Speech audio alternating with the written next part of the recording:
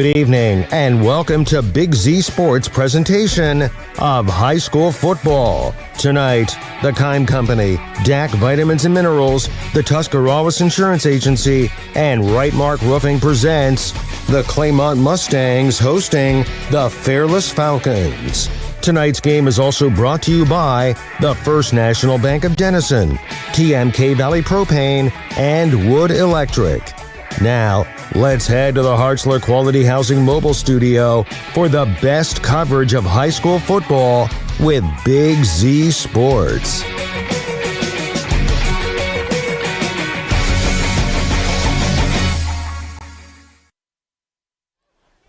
A picture-perfect night for Week 3 of the high school football season here from Uricksville as Big Z Sports features the home Claymont Mustangs welcoming in the Fairless Falcons. Good evening, everyone. Nick McWilliams, Shannon Thomas, and the Claxon Communications crew here on the Big Z Sports YouTube channel to bring you today's presentation. And Shannon, I got to say, heading into Week 3 of the season, you got to love some really intriguing out-of-conference matchups. Now, this is a matchup that you'd say, well, it's out of conference, but these two teams not very far from each other, and it's going to be a great test for both of them, with Fairless entering at 2-0 and Claymont currently sitting at 1-1.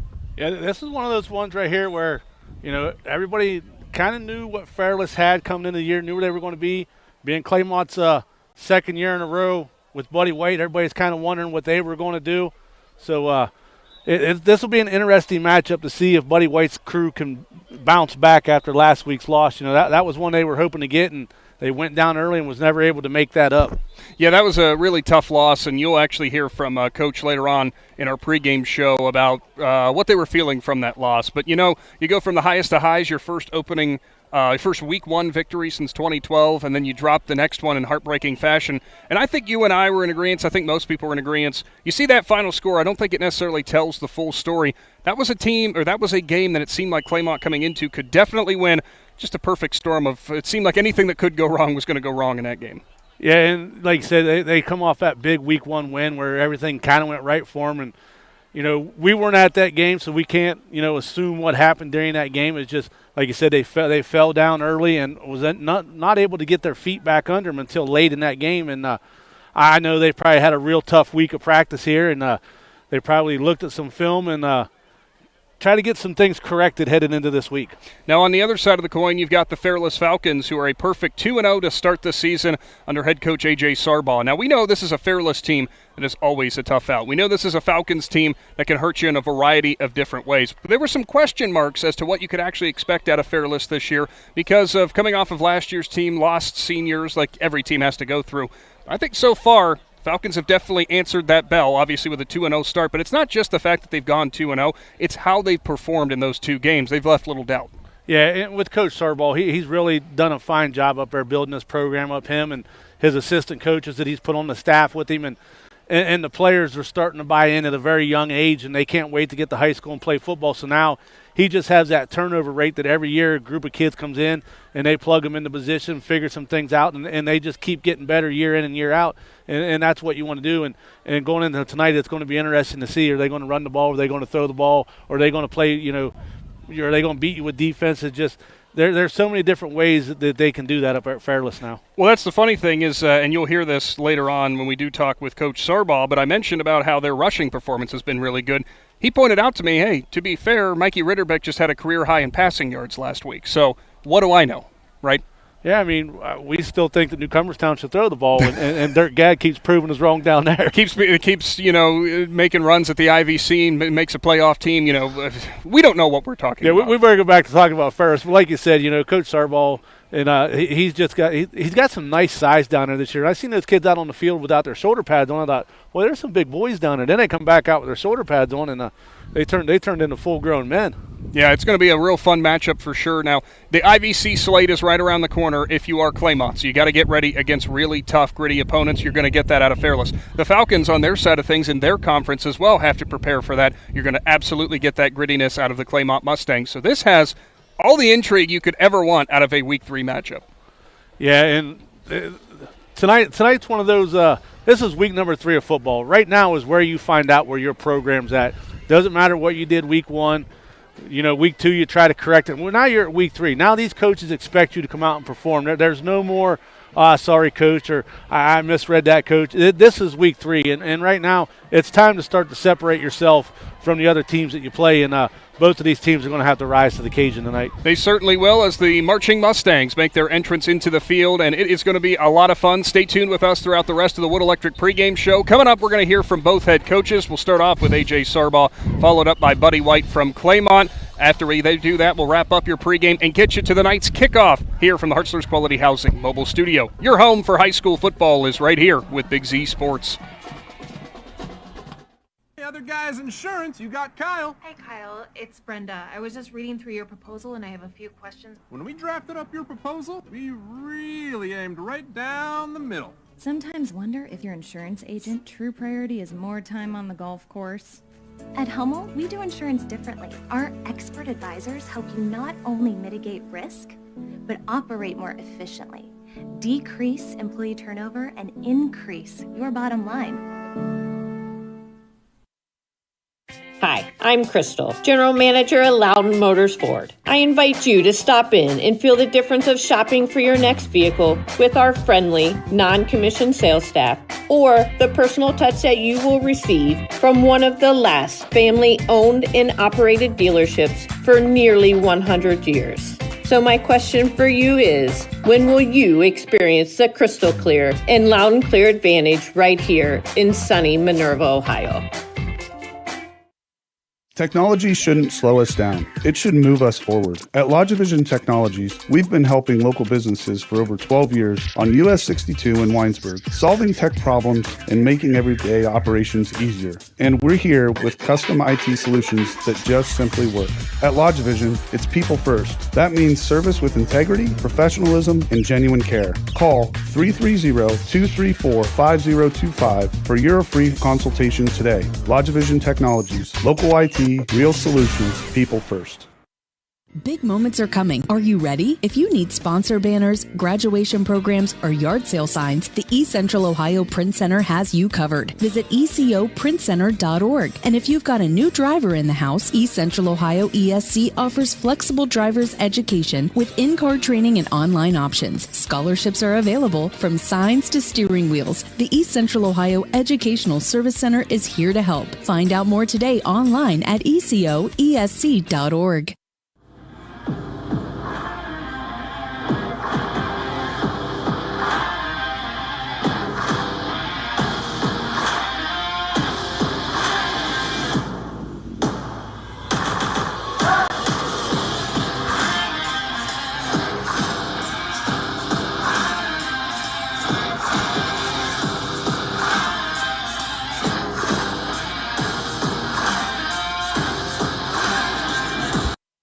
Newtown Mall provides you a one-stop shop for anything you need. You can shop the latest fashions at Kohl's, Maurice's, or Marshall's, get your sporting goods at Dunham's or Dick's Sporting Goods, or redo a room in your house at Ashley Furniture. Find all these stores and more for yourself and experience Newtown. Plus, you can sign up to be a Newtown Mall VIP and follow your favorite stores so you're the first to know sales, giveaways, events, and more. To sign up and to see all that's happening, visit newtownmall.com.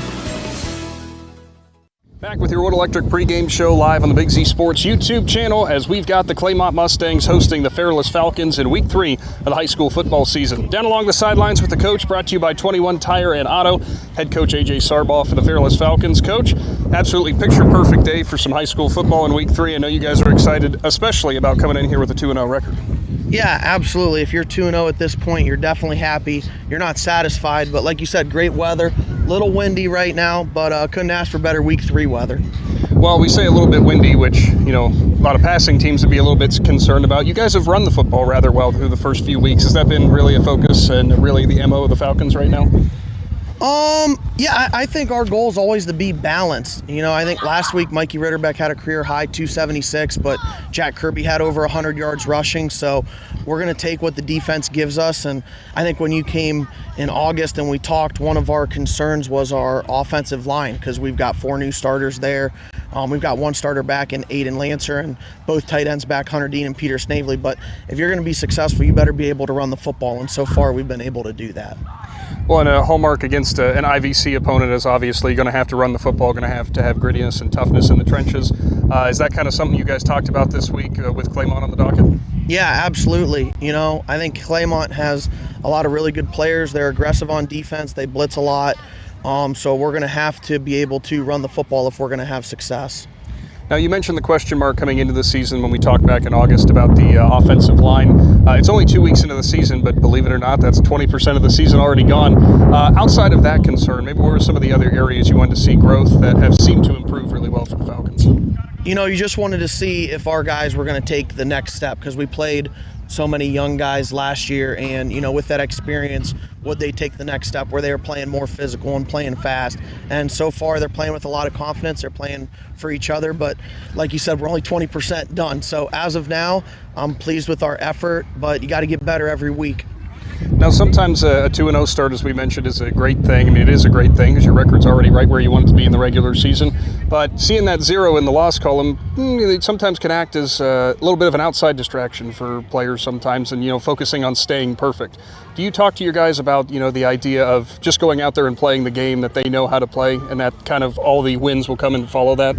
Yeah, I think we've done a really good job of keeping our kids with tunnel vision. We talk about being 1-0 every week, and you got to have a plan each day. You got to win Monday before you win Tuesday, and got to win Tuesday before you win Wednesday. We give them 5 or 6 goals each week for the game that we talk about, and then we also list our mistakes from the week before. How many mistakes did we have, penalties, turnovers, blown assignments, and each week we want to get that number lower than it was the previous week. So even though we're 2-0, we have a lot of things to clean up and work on if we're going to continue to have success, and our kids know that. Just one final thing for you. You mentioned already with Mikey getting the career yardage mark last year for himself. Something I want to ask you about, though, Cam has had a phenomenal season to start off the year, and it really seems like a player who, no matter where you put him on the field, he can make a difference. Yeah, no doubt, and Cam's a leader. He's a 3-year starter. He played a lot as a freshman on a very good team in 2022, and he's seen a lot of different defenses, but Cam is a very hard worker, very coachable, will do whatever the team asks him to do, and he's incredibly smart, so that gives us the ability to move him around offensively, defensively, and special teams to try to put him in positions to get the ball in space and make people miss. Appreciate your time as always, Coach, and good luck to the Falcons. Thanks for being here tonight. We're looking forward to it. Head Coach A.J. Sarbaugh for the Fairless Falcons, brought to you by 21 Tire and Auto. Stay tuned. You'll be hearing from head coach from Claymont, Buddy White, right after this. When you're traveling to the game, there's a great way to see your directional map on a new radio from Cartoons in New Philly. Just plug in your phone, and all your maps and apps and Bluetooth devices are right on your radio. Cartoons carries a wide selection of Apple CarPlay and Android Auto radios from all of the name brands. From 7-inch screen radios to 10-inch screen radios, Cartoons has you covered. Stop in and see them on display and let Cartoons give you a demonstration. Cartoons, 517 West High Avenue in New Philly. Be there. Hi, this is Jan McInturf. For the past 30 years, the residents in and around Tuscarawas County have made the call to the realtors and staff at McInturf Realty for buying and selling of residential and commercial properties. We truly live in a great community, and in all of these communities, there is nothing better than high school football. For myself and all the agents and staff at McInturf Realty, we would like to wish all the area athletes good luck this season. And make the call to McInturf Realty at 330-364-SOLD. Simona Bolteron is a global leader in plastics technology, manufacturing thermoplastic products for industries such as aircraft interior parts, medical device housings, wall coverings, general thermoforming, and many more. Simona Bolteron, a company like a friend, is proud to be a part of the community and wishes all local athletes good luck and have a great year. For more information, visit them online at bolteron.com. Simona Bolteron, 1 General Street, Newcomerstown. Let the experts at Bear Carpet One in Sugar Creek help you pick out the right window treatment for you. Bear is now carrying Alta Window Fashions. Their cost-effective, made-in-America blinds and shades come in many styles. Honeycomb, roller shades, wood, faux wood, aluminum, and vertical blinds. Even custom shutters in many fabrics and materials. Alta blinds and shades can be automated through a remote, smartphone, or even voice. Come check out Bear's Alta display. Bear Carpet One, just off Route 39 in the Salzburg Plaza in Sugar Creek. Stepping Stone Crafts and More, located on Macaulay Drive in Uricksville, has everything you need to decorate your home or office for any season throughout the year. Stepping Stone is filled wall to wall with handmade crafts, candles, and more. Plus, when the weather gets better, Stepping Stone expands their selection with a variety of outdoor decor. To see all they offer, stop by 1745 Water Street in Uricksville or find Stepping Stone Crafts and More on Facebook. The Fraternal Order of Eagles, Uricksville, Area 2264, is a proud supporter of local school programs and youth programs, and local police and fire departments. The Eagles welcome you to enjoy live entertainment, kids' Christmas parties, kids' Halloween parties, and family picnics. To learn more about the Uricksville Eagles, they invite you to stop by and see how they are truly people helping people. Someone you know is already a member. 332 North Main Street in Uricksville, 740-922-9084. Back in with your Wood Electric pregame show, live from Uricksville. The Claymont Mustangs playing host to the Fairless Falcons in Week 3 of the high school football season on the Big Z Sports YouTube channel. We go along the sidelines with the coach, brought to you by the Uricksville Eagles. It's head coach Buddy White for the Claymont Mustangs. Coach, we saw you a couple weeks back with our Extra Point show. Took on a very tough Smithville team last week. Tell me a little bit about that game. Obviously, I know it's not the result you necessarily wanted. It definitely wasn't. We won our opening game against Harrison Central. And I think, as I like to say, everybody was drinking the Kool-Aid. Everybody was telling us how great we were and all this and that. And we did not have a good week of preparation. I'm a big stickler on you play like you practice. And I knew that I was a little worried because we were a little overconfident, and then you play the game and then they come right out. They did a good job, and we didn't play our game.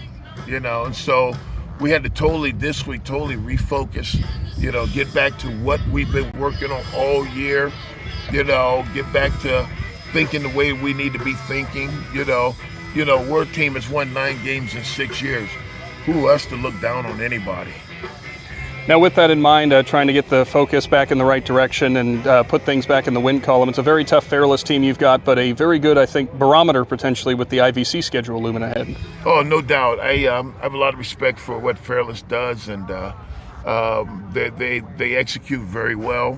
They've had 2 big wins, but the sign of a good team is if you're playing a team that's maybe not match up with you very well, and you blow them out, that lets me know you're a good team.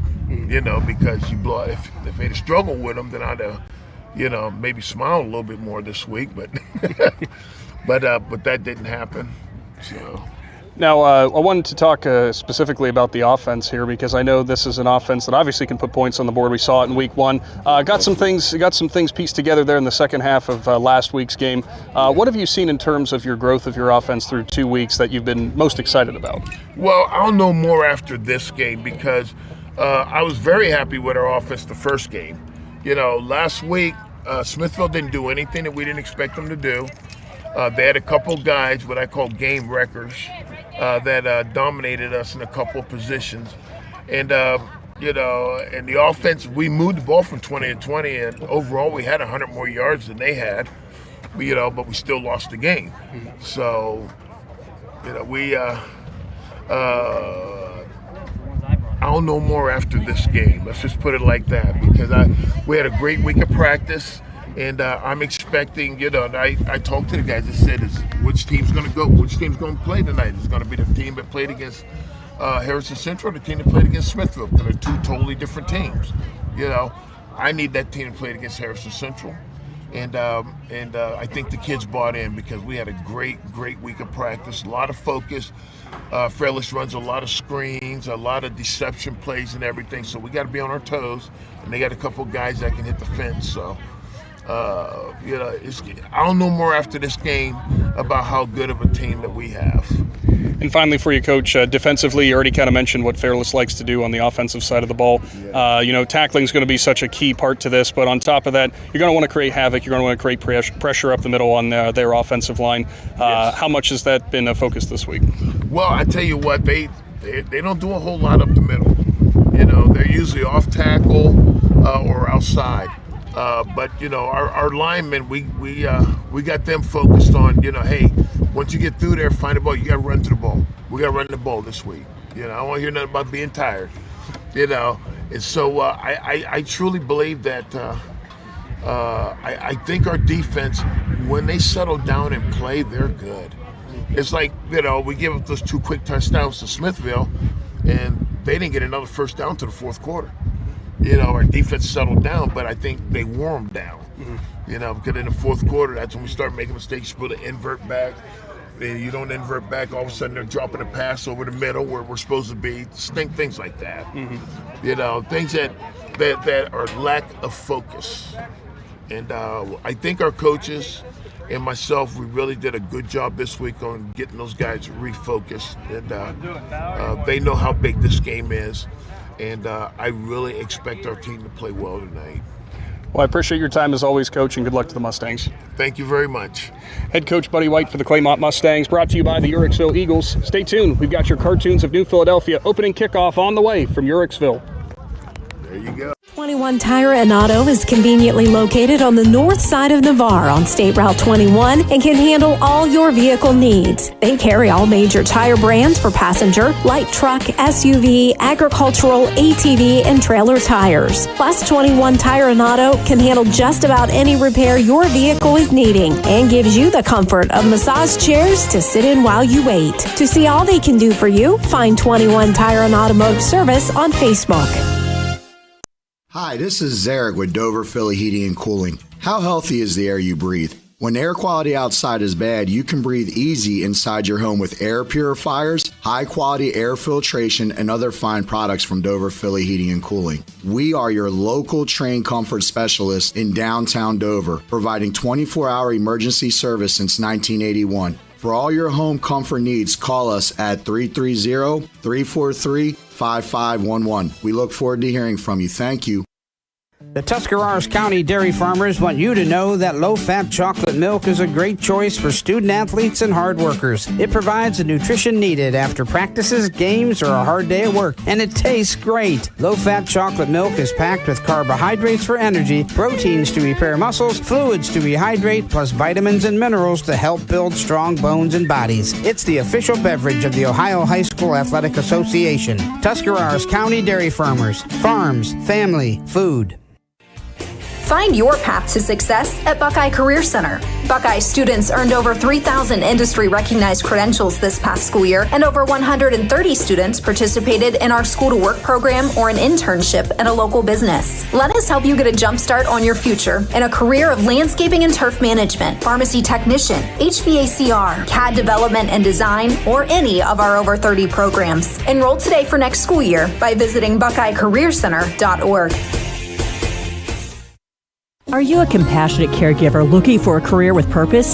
Second Family Home Care and Support Services is now hiring home health aides and STNAs. We offer competitive wages, flex time scheduling, and employment rewards because we believe in supporting the people who support others.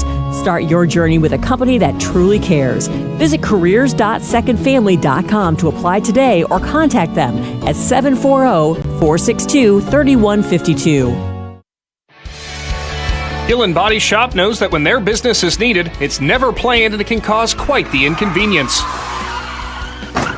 That's why Gillen Body Shop makes the process as easy as possible for their customers by making sure the work is completed right the first time. Gillen Body Shop has experienced staff that give all completed work a 100% guarantee. So when those unplanned repairs to your vehicle are needed, there's only one choice. Gillen Body Shop on Cary Avenue in New Philadelphia. Find them on Facebook. It is your Wood Electric pregame show live here from Uricksville and Claymont High School. Well, not quite Claymont High School, but Uricksville itself, right, Shannon? We're here at the Eastport Elementary School. There we go. That's the better way of putting that. Beautiful night for some high school football, and thanks to Coach Buddy White for the Claymont Mustangs and A.J. Sarbaugh for the Fairless Falcons, giving us their insights prior to tonight's opening kickoff. And something that's always cool that we love being able to see, that is Military Appreciation Night going on here as the National Guard in town. They've got the tunnel up for Claymont to run through, and they've got those camouflage jerseys that they'll be wearing tonight out there on the field, you'll see. Yeah, and that's one thing we see a lot of high schools do it now. And I actually think there's a couple local teams that's doing the Military Appreciation Night. And, you know, and the best part is when they ask all the active and retired military to stand up and get a round of applause from the crowd. It's just it's always great to show your appreciation towards those men and women. Yeah, and a simple thank you. That's all we can give most of the times, but it will never go far enough, and what we would like to express our gratitude for that. So always cool to see high school athletics supporting that. Tail of the tape in this one, as we've already talked about, Fairless, the away team, enters at a perfect 2-0 this season. Claymont, meanwhile, sitting at 1-1. I think there's a lot of question marks still for both sides, even with Fairless sitting at 2-0 and Claymont at 1-1. It's still so early in the regular season. You know, you look at what Fairless has done so far, it's been very impressive, and we've been impressed with what the Falcons have been able to do. We're going to see how that goes up against an always tough IVC team. As for the Claymont Mustangs, you know, there's some question marks. Which kind of team are you going to get? Is it the Week 1 team that had the standout performance against Harrison Central? Is it the Week 2 team that struggled with Smithville? Last week we was at a different game. We don't know really what went on here, so I got talking to Blaze McMorrow, who is our Claymont Mustang stringer, and he told me that Smithville jumped out 14-0, you know, just under 2 minutes into that game, and Claymont defense didn't give up another first down till halfway through the third quarter. And not only that, if you look at the rest of the game in terms of score, 13-12. Yeah. That's it. So, I mean, you know, Claymont did what they had to do, but whatever happened right there at the beginning of the game cannot happen again. And Blaze said, you know, they got to correct those little things and, you know, get back to playing like they did in Week 1. Yeah, that's going to be the simple formula. Do what you can do, and, you know, we know Fairless is going to try to stretch the field. There's going to be screens. There's going to be things that get their playmakers out in open space, whether that be Cam Carl or the whole host of others like Zach Gilkerson, Jack Kirby. You know, it's going to be a lot of outside runs, maybe not necessarily stuff that you're going to see up the middle like Coach Buddy White said for Claymont. For the Mustangs, you know, they're going to try to be getting the ball into their playmakers' hands. I'm interested to see how much they go back to something that we saw in Week 1 and a little bit there in Week 2, but with some of the power smash mouth run right up the middle football with Braylon Mullen in the backfield. Yeah, and Claymont's got the size this year. They got the size in the backfield. You know, if you can spread the ball out to some of your other players, you know, like McMorrow and Searcy and those guys and Mason Bailey, and spread that defense a little bit, and then all of a sudden Moose, he's just going to run up the front, up the middle, and just get big chunks. And that's what the Mustangs got to do. And for either one of these teams, if the other team scores, if there's a big play, there's no reason to hang your head about it. It's high school football. They're going to score. You just got to fix that mistake that you made, keep your head held high, and come back and get ready for the next series. You just got to recover and move on and go on to the next play. We're going to see how this one plays out as all the Claymont student section is out on the field waiting for their team to make their arrival here from it's always a fantastic facility. You and I always love coming here. Yeah, it's just a great facility. They've done a lot of things down here in the last 4 or 5 years. You know, they got the turf down here, you got the bleachers. It's just it's turned into a really beautiful facility. You know, the old stadium, a lot of people didn't want to see it go by the wayside, but it was here a long time, and it was time. Yeah, and just like every school, these kids, they needed an update, and the community here did it, and it's just nice to come down here and call a football game. Always is, and we're appreciative too of the Fairless Falcons. You know, traveling down from Navarre, not a huge distance they had to travel here today, but on the road nonetheless. It's going to be an interesting road test for them for sure, as we've been talking about. Now, I want to ask you, what do you think are going to be the biggest keys for each respective side in terms of what they need to focus on the most? We'll start off with the Falcons here on the road. I think the Falcons on the road, I think they're going to have to spread that Mustang defense out, try to spread the field on them and use their speed and score. Yeah, simple as that. How about for the home Mustangs? I think for the Mustangs, they got to correct the mental mistakes. You can't – the physical side you can play with anybody you want to play with. It's the mental side that they got to correct, and that's what Buddy White said coming into year 2. You know, the kids got used to a way of certain things, and sometimes you want to hang your head. Can't hang your head. Correct those mental mistakes tonight, and you can come out with a win. Yeah, and we will see who is the side that gets those things in the right, and we're going to see who has their hand raised in victory tonight. We'll step aside from the Wood Electric pregame show. When we return, it'll be time. The Cartoons of New Philadelphia kickoff is on the way right here in Z Country. The Sarbaugh name has always been known for truck sales, and once you see our inventory, you'll understand why. At Sarbaugh Chrysler Dodge Jeep Ram in Dalton, you'll find the largest selection of new trucks and SUVs in the area. Shop our inventory at SarshonCDJR.com or stop in and visit us on the corner of Route 30 and Route 94 in Dalton. Sarshon Chrysler Dodge Jeep and Ram. Get your own at Sarshon. Dumont Sporting Goods in Dover and Canton has just what you're looking for, so your athlete has the best gear for the sports they play. Dumont's has a large apparel selection and can handle your customized screen printing as well as embroidery for your team or business. For sporting goods and for all your apparel needs, Dumont Sporting Goods in Dover and Canton has everything you want to play and look your best.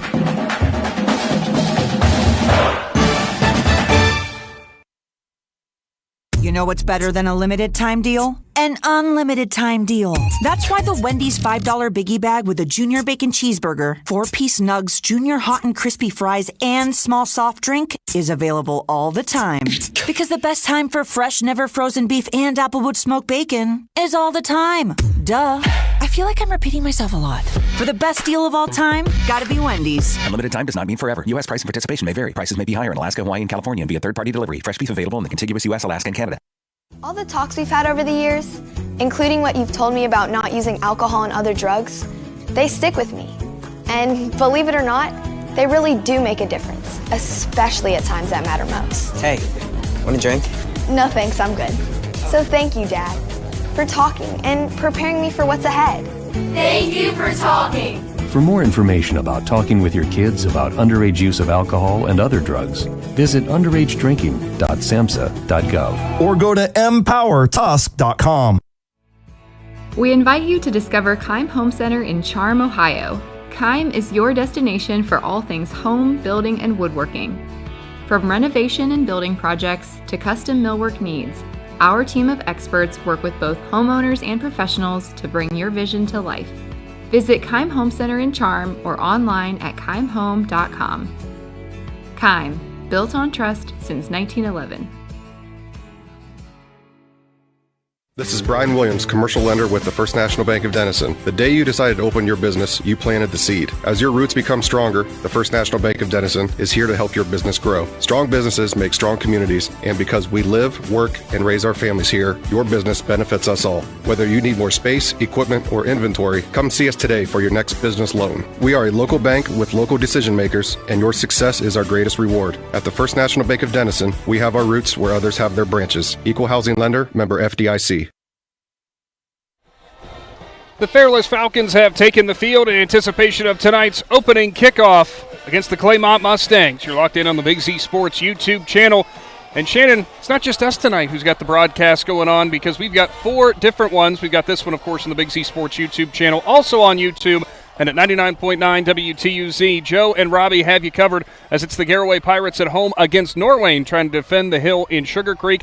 Also with our sister station WJER at 100.9 FM. Tonight it is the New Philadelphia Quakers at home back in the friendly confines of Woody Hayes Quaker Stadium as they host the Worcester Generals. Somebody getting their first victory of the year tonight in that matchup. And finally, at WJER.com, it is the Dover Crimson Tornadoes. They are at home as they will host the West Holmes Knights, an OCC showdown for next year. So a lot of great contests going on here tonight. A lot of those you could flip a coin in, truthfully. Yeah, there's going to be some really good games. It's going to be interesting to see if Dover can bounce back after that, heartbreak loss last week. They got a really good shot tonight. See if New Philly can finally get in the win column this year. They've struggled, which they took on a very talented West Branch team last week, and there's some other games that are going to be interesting. Like I said, Indian Valley's got Roosevelt, D.C. in, and they're from another state, so you don't know much about them to see if the Braves can keep things rolling down there, and looking forward to see what Strasburg can do against Latonia, and just all kinds of good high school football games going on, and we encourage you to get out to a stadium, but if you can't, that's why we're here for you, and we hope you enjoy tonight's broadcast. Mustangs take the field in front of their home crowd with the camouflage jerseys. Military Appreciation Night here from Uricksville, as the first man through the line is going to be somebody we're going to be talking about a lot tonight in Mason Bailey, the senior wide receiver.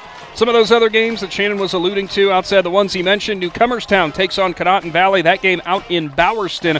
It is Malvern at home playing host to Harrison Central. Ridgewood is pitted against Lutheran East. Sandy Valley draws East Canton at home. An East Canton team that's off to a 2-0 start as well. Tusky Valley's at home against Norton. Cloverleaf will play host to Carrollton, so the Warriors hit the road tonight for sure. TCC's at home against Aquinas. And also those other games like Shannon mentioned, Strasburg hosts Letonia, and Indian Valley has Roosevelt out of D.C. That's the full docket. The guys back in studio will have updates for those whenever it comes to halftime. And also outside of halftime, they will have the most comprehensive post-game coverage around. Something of note here, Shannon. We were mentioning Braylon Mullen out of the backfield. He only wears number 49. He's wearing number 85 tonight. So we'll have to keep that in mind. Yeah, I just kind of wonder if it's just because they didn't have a 49 for his jersey, but good thing you brought that up because now I need to change that on my sheet. I noticed him walking around out there, so you and I were going to be very confused. Although maybe in line to play some tight end more tonight. We'll have to wait and see. It's not hard. It's not hard to pick him out. Tonight's opening kickoff going to be brought to you by Cartoons of New Philadelphia. It is Claymont to receive the ball first as we are about set. Thanks for tuning in to the Wood Electric pregame show. Two-man will go back deep for the Mustangs, lining it up, or teeing it up, I should say, for Fairless. Jameis Robinson, the junior kicker, as everything getting straightened away. Two men back deep for the Mustangs. It is Bailey on the near side closest to us. Far side from him, Dravon Searcy. Two speedsters back there who could really put a hurting on you. Yeah, you don't want to give him a seam. If one of those guys get a seam, they could really get going. But, the special teams for Fairless has been pretty decent these first 2 weeks, and see if they can pin the Mustangs deep right here. Yeah, first forced a handful of turnovers on the special teams side of things. Yeah, and I believe they had 2 kickoff returns in week 1. Certainly did. Teed up and ready to go. Your home for high school footballs right here with Big Z Sports, and we are underway. Line drive kick goes back into the hands of Searcy at his own 12-yard line, who cut up the middle, now looks to the left side, and he is met by a whole bunch of Falcons who will drive him back and drop him to the turf. So Claymont will be starting off the first drive at their own 25-yard line. Yeah, they looked like he was going to make a cut and find the lane right there, but I kind of think he bounced off his own guy, and when he did, the Fairless Falcons was right there to wrap him up, and they brought a whole host of teammates with them. So it will be the Claymont offense who comes out here first, led by quarterback Carson Golick.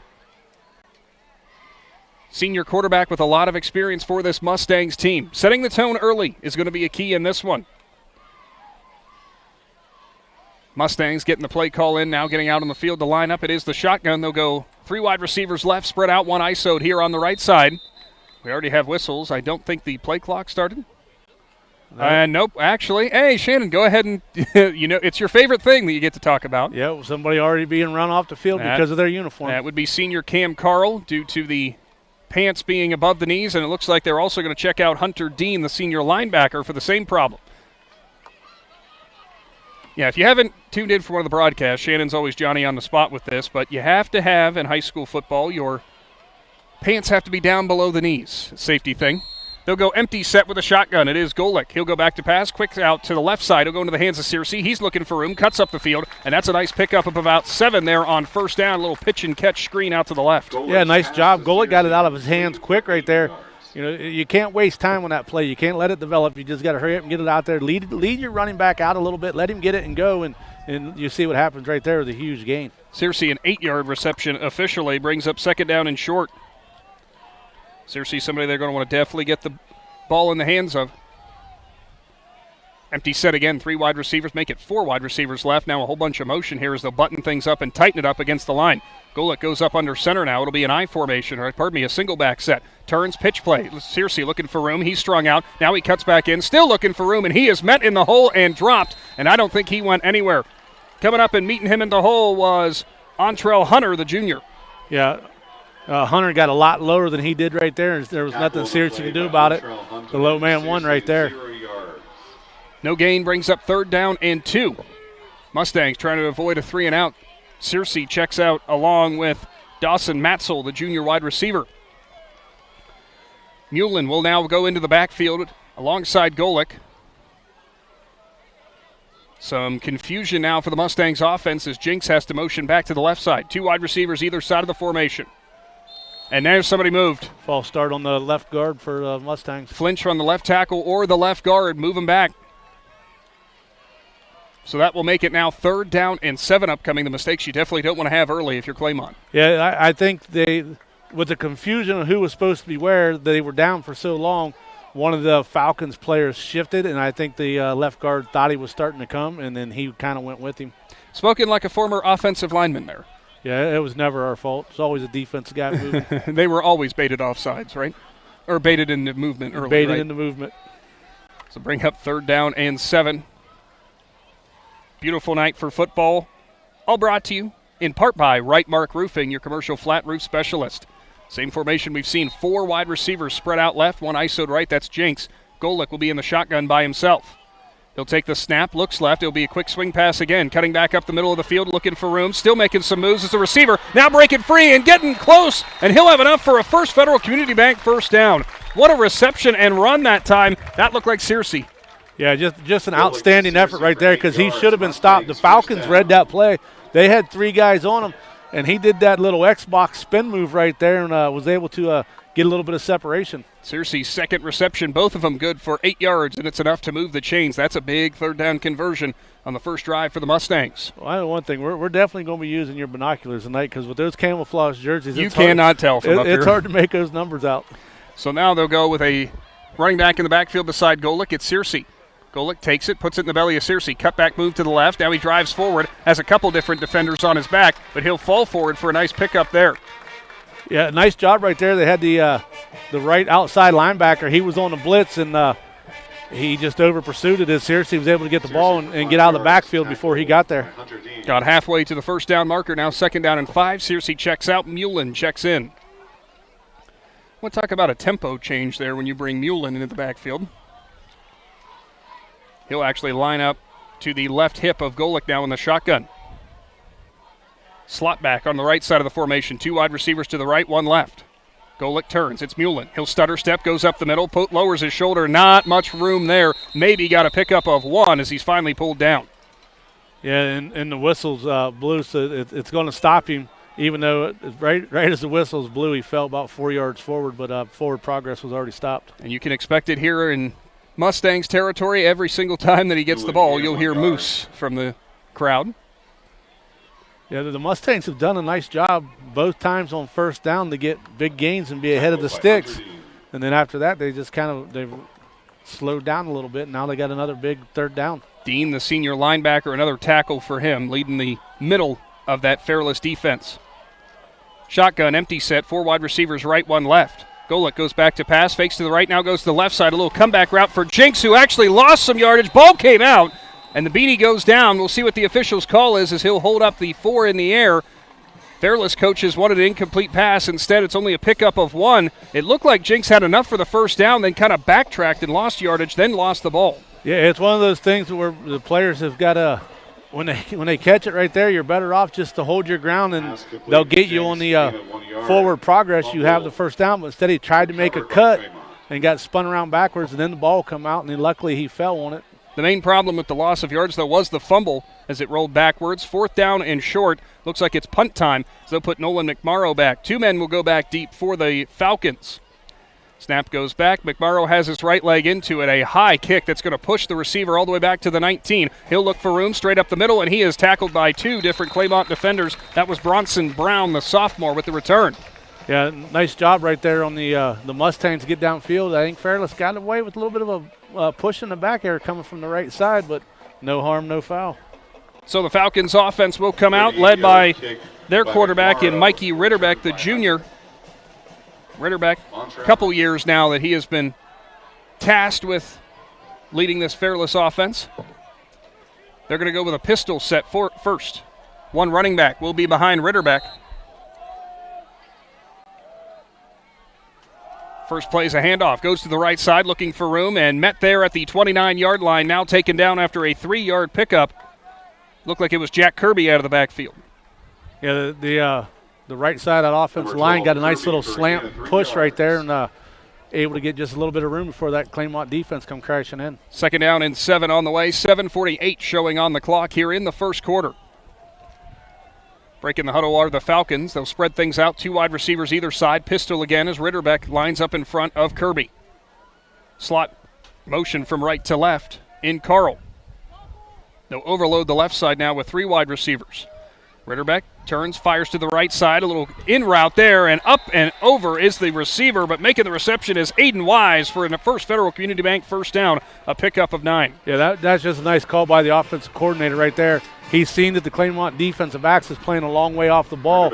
So he just called a quick little slant right there, and, you'll take those 6-yard slants all day long. That ball got on Wise in a hurry as it was right on the numbers. Quickly, Fairless back to the line. Ritterbeck, pistol again, same formation as before. Carl will motion from right to left again as well. Goes with a swing pass out to the left into the hands of Carl. Gets a nice block on the outside, but here comes the flag. Cuts up, and he'll get about a 3-yard gain, but it's coming back regardless. They're going to say Peter Snavely, the junior tight end, held. Yeah, we both sitting here and we watched it, and we seen the hold, and it took a long time for the flag to come in, but the official just had to dig it out of his pocket. Came all the way in from the back judge there. Back to Carl, gain of 3 yards. So wipe the completion off the board. So Claymont had a mistake or two in that early going with the false start. Now you also see it for the Falcons as well. Some early game jitters possibly. Yeah, and I think what kind of really helped that hold out is after the receiver got the ball, he decided he wanted to go back inside, and then he wanted to come back outside. When he did, he got his lineman or his wide receiver in trouble on the holding. Falcons break the huddle again. 2 wide receivers left, a slot back on the left side in Snavely. He'll motion from left to right.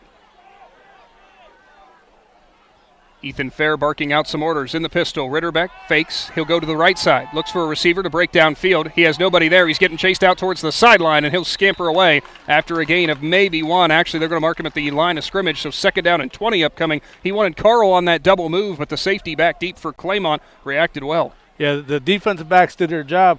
34 Easton Hersey for the Mustangs. He got in there first and then flushed him, and then he was not sure. I think he was being chased by Calvin Edwards, and he just ended up running him out of bounds. How often do you see a sophomore listed as a wide receiver and defensive end for Mr. Edwards? Mr. Edwards is a very, very big boy. Shotgun formation, 1 running back off to the left hip of Ritterbeck. Carl motions from right to left. Ritterbeck looks that way. Now he'll throw back to the right side on a screen and met there. And a nice ankle tackle there for the Mustangs. It was a completion to Kirby, but for a minimal gain brings up 3rd down and forever. Yeah, and the Mustang defense got some help from the Mustang fans sitting to our right. As soon as they seen a play, they all screamed it. So they got the 12th man going up here. Will the owner of a Ford Focus license JWP Kirby's first reception, a 3-yard gain there. Pardon my pause. I was making sure that we weren't parked in the wrong place. Yeah, as soon as I heard Ford, I knew I was clear. 3rd down and 17 officially. Empty formation back there. It is a slot back off the left for Ritterbeck, who will motion a man from right to left. They'll fake the sweep. Back to pass. Ritterbeck going down the middle of the field, and that throw's going to go long, incomplete, as they were trying to push it down the field to Wise. It was overthrown. Jackson Jinks in coverage. Yeah, and I know some of the Fairless fans are yelling for pass interference, but I think the contact happened because the receiver slowed up. And when the receiver slowed up, they just kind of incidentally bumped, and then the ball was well overthrown after that. Yeah, the thing that every fan loves to hear when their team on offense is out there, incidental contact. So it will be punt time now. Neither offense able to crack through on their first possessions. 2 men will go back for the Mustangs, and it looks like we have whistles. Not entirely sure what the issue is. Putting time on the clock, 5:46. 36 or 46. It's a good administrative timeout there. Officials making sure the clock looks right. Yeah, I think after the incomplete pass, they didn't stop the clock right away. Very well could be. Need 5:36 on the clock, showing 5:26, and they got it straightened away. Give the scorekeepers up here a hand, too. They're working hard tonight.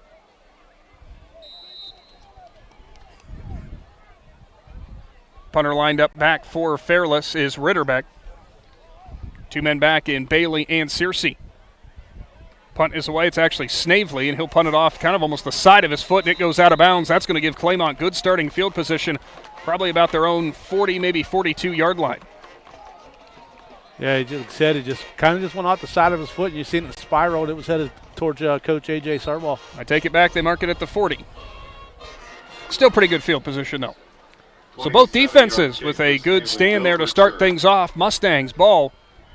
Waiting for them to break their huddle. Head coach Buddy White and his coaching staff getting everything mapped out here for the Mustangs.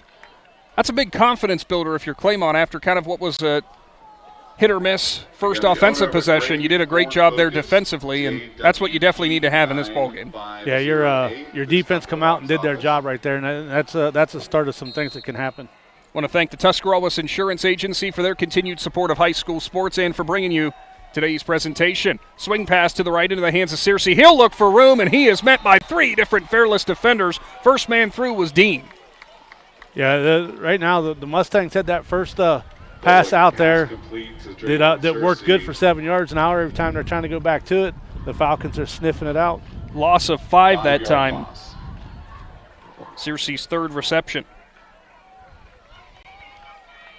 Not sure who the other players who were in there, but it was Dean who was on him immediately, and you could kind of see that. It was almost a slow developing swing pass, and Fairless snuffed that one out. They'll go 2 by 2, 2 wide receivers spread either side. Right hip of Golick is Searcy in the backfield in the shotgun. Motion man is Jinks. He'll go closer to the line. Pitch play to the right with Searcy. Jinks out in the lead blocking role, and Searcy will fall forward back to about the 40-yard line, so we're at the original line of scrimmage, but it'll bring up 3rd down and long. Yeah, the Mustangs now got to kind of dig into their passing game right here and see if they can spread it out and get a completion. 3rd down and 10 on the way. Of course, as more games get underway and ongoing around Z Country, we'll bring you some scoreboard updates, keeping you in the loop of all your favorite area high school football teams in Week 3. 4 minutes to go here on the first quarter clock. No score. 2 by 2 again. Both wide receivers, 2 wide receivers either side spread out. Golick in the shotgun. Searcy back with him. Golick will step up. He'll look for room for run. He wants his receivers to go down the field. He'll bring it on a comeback route, and that is knocked away from behind. A great defensive play that time for C.J. Pumneo as he knocked it away from the intended receiver in Daniel McGar. It's punt time again for the Mustangs as they go 3 and out. Yeah, the Falcons did a nice job. They flushed him towards the sideline right here, and then when you do that, that helps your defense out because then that sideline becomes another defender, and Daniel McGar kind of got stuck there on the sideline and had to try to just stop, and when he did, the defensive back was able to make a great play. Great job by Pumneo there not to get flagged for the interference either. Big booming punt there will push Carl all the way back to the 17-yard line. He'll look for room, cuts off to the right side. He's trying to go down the sideline. He almost got the edge, but he'll go out at the 34. And now a flag comes in late as there were 2 players locked up. It was Fairless for Fairless, number 4, and Antrell Hunter, and for Claymont, Jackson. Well, I thought it was Jackson Jinks. I don't think that's number 15, though, so we'll see where that flag comes from. Actually, it was 45, Logan Arnold, the sophomore. Oftentimes in those scenarios, Shannon, offsetting more often than not, so we'll see. Extracurricular, as we'll call it. Yeah, it'll be interesting to see what the call is here. As like you said, the Fairless player kind of just took him down twice, completely away from the ball, and then when Jinks got up, he kind of gave him that little push on the back, so we'll see what the Arnold. Oh, yeah, I forgot. We saw the 5. We didn't see the first number. So we'll see what the call is. Looks like it's going to be just on. It looks like they are going to be marching them back, so that return that got them up to the 34. Don't believe that'd be a spot foul, but it looks like they're going to mark it off from the spot of the foul. Officials still trying to sort this one out. They'll mark it back to their own, Fairless's own 20. I don't believe we got an official call from the White Hat, Shannon. No, he never called it, so we'll just assume. But they did move him back, and they will be starting at their own 20-yard line. Falcons break the huddle with a shotgun. One running back to the left side of Ritterbeck, motioning Carl from right to left.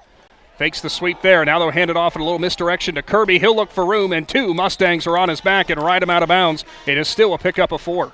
Yeah, it looked like Calvin Edwards, and not sure who the other player was. They didn't fall for the misdirection, and that's good, being since you was the defensive end on that side. You fall for that misdirection, he gets around you. You are the first line of defense, really the only line of defense sometimes in that situation. Was a heads-up play there by Edwards and the other Mustang defender. 2nd down and 6 upcoming.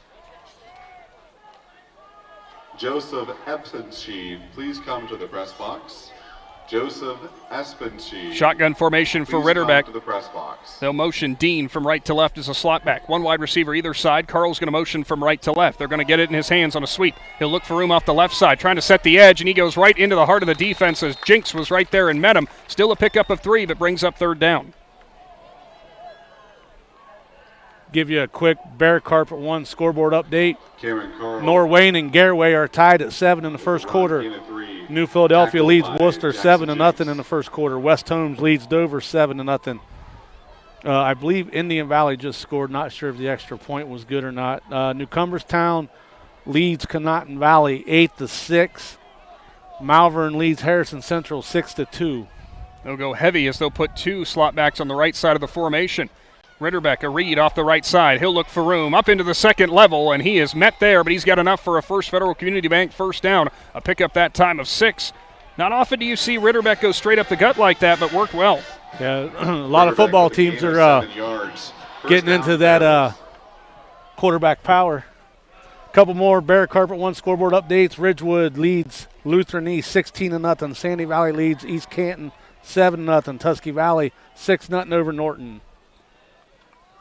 They'll go with that same formation again. New running back in the backfield for the Falcons. Ritterbeck in the shotgun. He'll take the snap. It'll be a pitch play to the right side. Looking for room and upended with a couple different Mustangs defenders taking him down that time. It was number 28, Troy McVicker. Hard-earned 2 yards. One of the men meeting him here in the hole was Easton Hersey.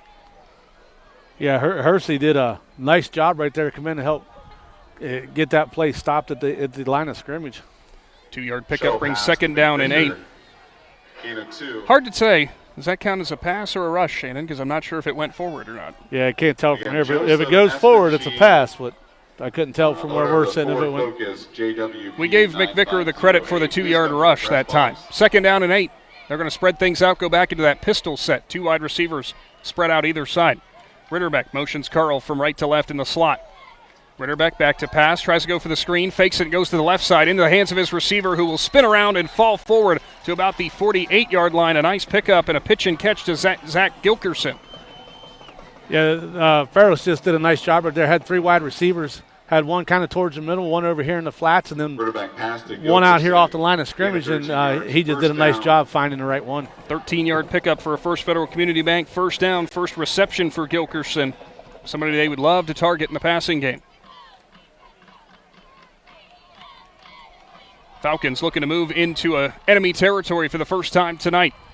Ritterbeck in the shotgun, a motion man. He'll fake the handoff now. He'll give it off that time actually straight up the middle, and getting spun around and dropped was McVicker. Falls forward for a pickup of 3, maybe 4. Yeah, I seen Drayvon seriously get in there and kind of hit him and got him spun, and I'm not sure who hit him low. 1 minute to go on the first quarter clock, and what has been a defensive struggle so far to this point. The Falcons are driving. Joseph Espenscheid, forward focus, license plate JWP 9508. Please come to the press box. Ritterbeck in the pistol again. Takes the snap, turns, he'll hand it off. Straight up the gut is Gilkerson, and he is met in the hole, and he is driven back. Still a pickup of about 2 there as a flag comes in on the near side closest to us. Meeting him in the hole was Ethan Fair, and what a collision we had. And it's going to be a face mask. I think when they hit him and they went backwards, I think they reached up to try to get him, and I think they grabbed the face mask. Truth be told, Shannon, I did not notice that, but good eyes on you. And it is a personal foul and a face mask. That is enough. Then it will be an automatic first down and into plus territory now if you're the Falcons. Did see Gilkerson's head, or pardon me, McVicker's head kind of tucked down. 36 seconds showing on the first quarter clock. Sometimes it's hard like that after you have an initial contact, somebody held up at the line. Those mistakes will happen. They're going to spread things out, 3 wide receivers either side. Trying to hurry there is Ritterbeck. He looks to the right side. He'll fake there. Now he's going to run. Tries to point traffic out. He'll push forward past the 30-yard line, and only a pickup of about 2 as Ritterbeck gets out of bounds. Yeah, they tried to go hurry, and they ran to the line of scrimmage, but they forgot there was a penalty, and the officials didn't have the clock set yet, so they couldn't go, and I think the players were kind of frustrated that they couldn't go. They couldn't hurry.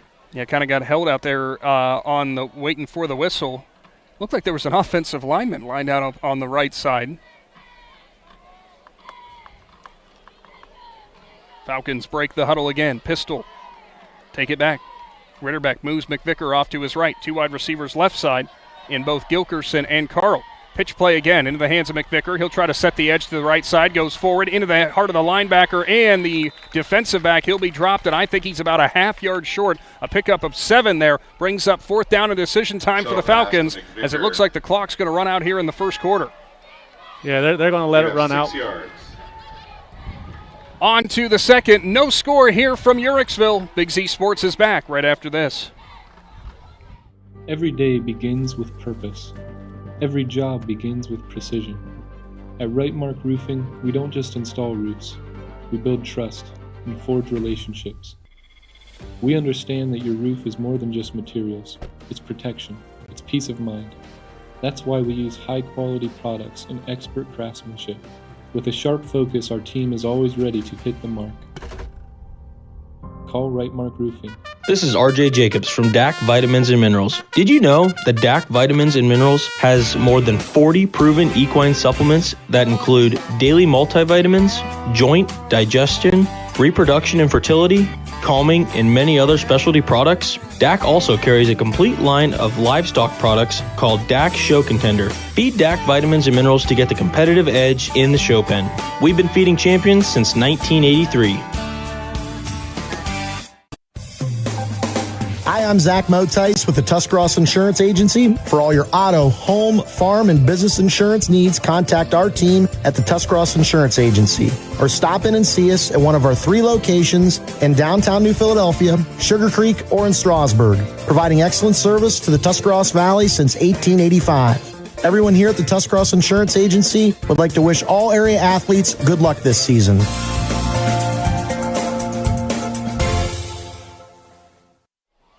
Back to the Hartzler's Quality Housing Mobile Studio. Straight up the middle goes Ritterbeck. He'll go off the left side, and he's got enough for a first down as he'll fall into the Jeff Wallach LLC red zone up to the 16-yard line. Nice pickup there and a very simple play call. Gets you 5 yards, gets you the first. Ritterbeck gained 6 yards. Like I said, they just needed a yard there, and they just lined up and played a little smash mouth football, and they put it on the offensive lineman's back, and they got the job done. Ball will sit actually at the 17-yard line of correction, but still into the Jeff Wallach LLC red zone. Pistol set again. Ritterbeck gets everybody set. McVicker lines up behind him. Dean and Snavely up front. They'll block for McVicker. Cuts back to the right, and he'll hit 2 different Claymont defenders before he's taken down. Another 5-yard pickup. Good play on first down. Yeah, right now the Falcons are winning the line of scrimmage. Yards. And that's what you want to do if you want to move the ball, especially down here in the red zone. Thanks to DAC Vitamins and Minerals for their continued support of high school football and high school sports in Z Country. One of our sponsors this fall for our live streams and our radio broadcast. Pistol now. Ritterbeck turns, gives it off. It's McVicker looking for room, and he is grabbed off the edge and dropped short. Still a pickup of 3, but a nice defensive play as the first man up off the bottom of the pile there who broke in and made that play. Looked like it was Edwards again from the end. Yeah, that was Calvin Edwards. He definitely come in there and he hit him pretty hard. And I think Edwards feeling a little bit of that one too because he hit him hard. So third down and short. Ball sits at the 9-yard line. Falcons can still get a first down before we're in goal-to-go territory. They'll go pistol. 2 slot backs up on the right side. They'll motion again in Dean and Snavely. 1 wide receiver either side. Ritterbeck gets it, turns, hands it off. McVicker, huge hole, cut back in the middle, is trying to lean for the goal line, but he is taken down at the 1.5-yard line, a pickup of 8, and it brings up goal to go. McVicker for again. Yeah, just a nice job on the left side of that offensive line. They opened up a big hole right there, and they were also able to pick up the linebackers. And when you can pick up the linebackers and secure a block, it's going to be big yards every time. They did mark him down at the 2-yard line. Falcons looking to punch it in and get on the board first. Ritterbeck in the pistol. He'll move McVicker up to his left.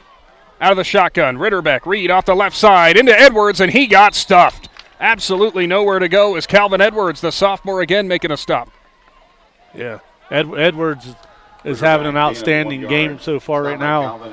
You know, if you're going to run to the left side, you better not get too close to that side or he's going to be waiting on you. Number 80 is going to be waiting for you. The Mustangs defense looking to bend but not break here. Second down and goal from the 2-yard line. 9.5 to go before the halftime break. Falcons break the huddle. They'll go on the right side heavy with Snavely as a tight end. Dean in the backfield beside Ritterbeck. Behind them's McVicker. Play fake. Ritterbeck looks for room on the left. Now he'll try to cut back. Goes up the middle, and he is collided with again at the 1-yard line. A 1-yard pickup, but another big hit on the outside. Yeah, I don't know who hit him. But Edwards got out there and made him spin and come back in. I thought they were going to get a hold right there. It looked like Edwards got grabbed from behind, but like I said, he was the one that forced him back inside, and then here came the big hit. I believe that might have been Easton Hersey who came up and made him pay for that 1-yard gain. 3rd down and 1. Breaking the huddle, Falcons will go with the H-backs and Snavely and Dean to the left. Ritterbeck has McVicker to his right.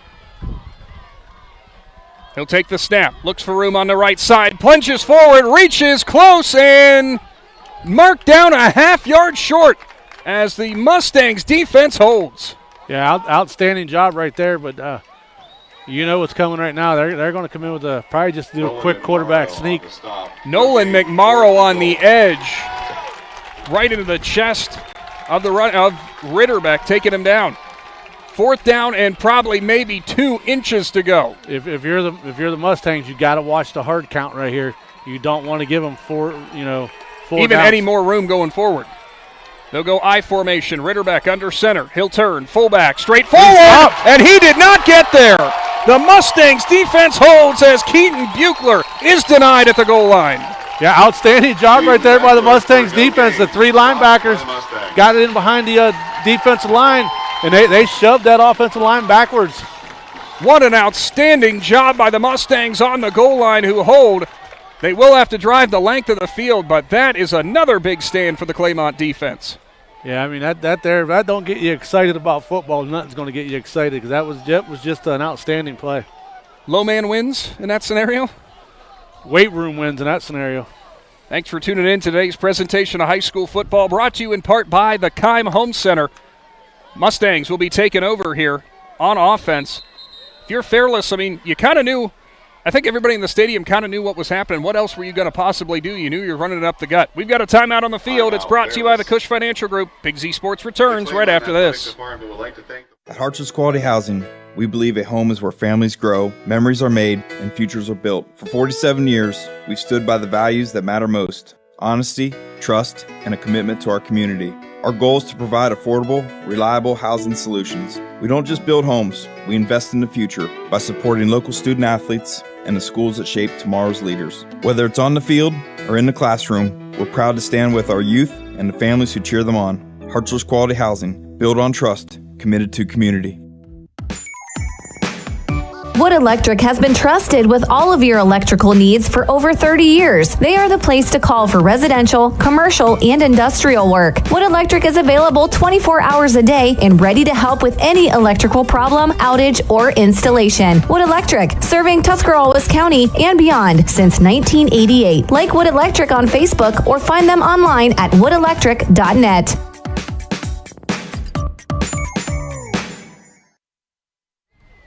Mustangs ball on the Big Z Sports YouTube channel from the Hartzler's Quality Housing mobile studio. Claymont's got to go 99 yards for the end zone, but what a defensive stand. Something you definitely needed if you were the Mustangs. They're going to go with a shotgun here. It's Golick. He'll look for room off the left side. Actually, it was a direct snap to Searcy. Gets out of his own end zone, leans forward, and it's a pickup of maybe 2 just to get out of the shadow of your own goal line. Yeah, that was a big play right there.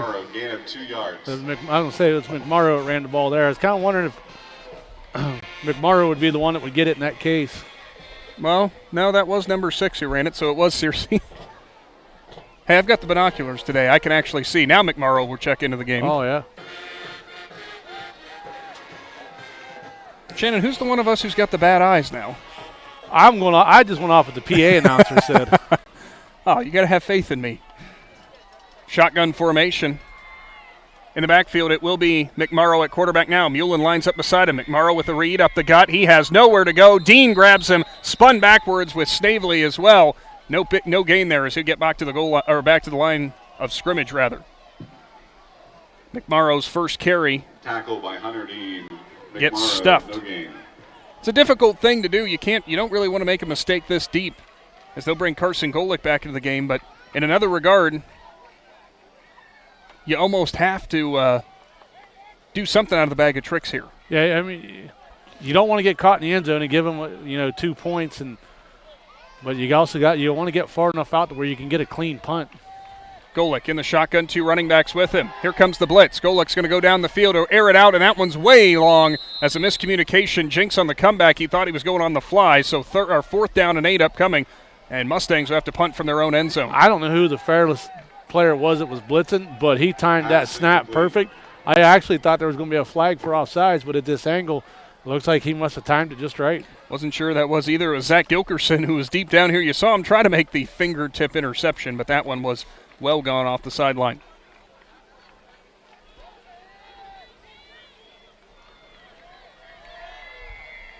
Mustangs punter in McMorrow. Heels almost on his own back of his end zone. Low line drive punt. It'll take a hop at the 35-yard line. Roll back. Carl, he will let it go, and he will take it, or the Mustangs, rather, Gunner will down it at the 46-yard line. So still starting in plus territory will be the Falcons. Overall for Claymont, you were still successful in the sense there, no mistakes. You got the ball back off with no problem. Yeah, and McMorrow's got a big leg when it comes to punting, but being trapped in your end zone like that, he kind of had a short foot to get it out, and he got a nice job of getting it out, and it got a little bit of a bounce to help him. Falcons offense takes over. They had a nice drive going the last time, but were stonewalled at the goal line. Fairless looking to put some points on the board. 6:11 to go before we get to halftime in your First National Bank of Denison halftime report. Ritterbeck in the shotgun, who have McVicker to his left. 2 wide receivers spread on the left side, 2 stacked on the right. Ritterbeck back to pass, nowhere to go. He is being pressured by Edwards. He'll get in block as he'll step forward towards the line of scrimmage and scamper out of bounds or out right there. They are going to give him about a pickup of 1.5. Yeah, I mean, look, I can't say this kid's name enough tonight, but Edwards is just doing a great job right there.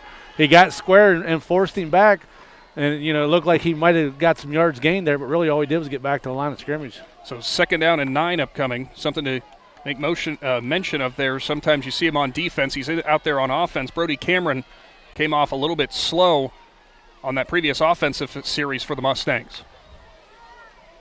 2 H-backs in the backfield along with a running back beside Ritterbeck. They'll motion Dean and Snavely to the left. Slot back, H-back, whatever you want to call them in that position. Active pass is Ritterbeck. Steps up, delivers to the right side. Tunnel screen to Carl. He'll look for room. He's wrapped up, and it's Mullen who will drive him back and drop him to the ground. Lost that time of 3 yards as Mullen cleans it up. Yeah, it did a nice job coming in there. It looked like he was going to change directions, go one way. The Mustang defense was there, so he spun around to come this way, and Mullen had a full head of steam when he got to him. First reception for Carl, and it goes backwards. 3rd down and 12 upcoming. You heard from Coach Buddy White in the pregame. Kind of knew what Fairless was going to want to do with spreading the field, and you heard from Coach A.J. Sarbaugh as well. He was tasking a lot with his offensive line, keeping everything clean for the Falcons, and just overall some good blocking from top to bottom. Looks like we're going to have a timeout potentially on the field here. The official on the sideline was blowing it dead, and we will. This is brought to you by the Cush Financial Group. Falcons want to talk it over. We'll return right after this. At First Federal Community Bank, investing in our community isn't just a slogan. It's how we do business each and every day. I'm Corey Parker, mobile mortgage lender, and our goal is to empower your financial well-being and build a lasting relationship with you, your family, and your business. We're here to assist you every step of the way, from checking and savings accounts to mortgages and commercial loans. First Federal Community Bank, serving your banking needs in Dover, New Philadelphia, Yorksville, Sugar Creek, Berlin, and Mount Hope. Equal housing lender, member FDIC, NMLS number 1810696. Is there anything better than high school sports? Hi, this is Dan Hosteller of Ferris Chevrolet Buick Toyota. High school sports brings out the best of our high schools and our communities, and the people at Ferris have always been behind the importance of athletics and academics. Just like we believe in the great cars and trucks that we sell and service every day. Like high school sports, we are a great tradition in the area. Ferris on the Wabash, New Philadelphia.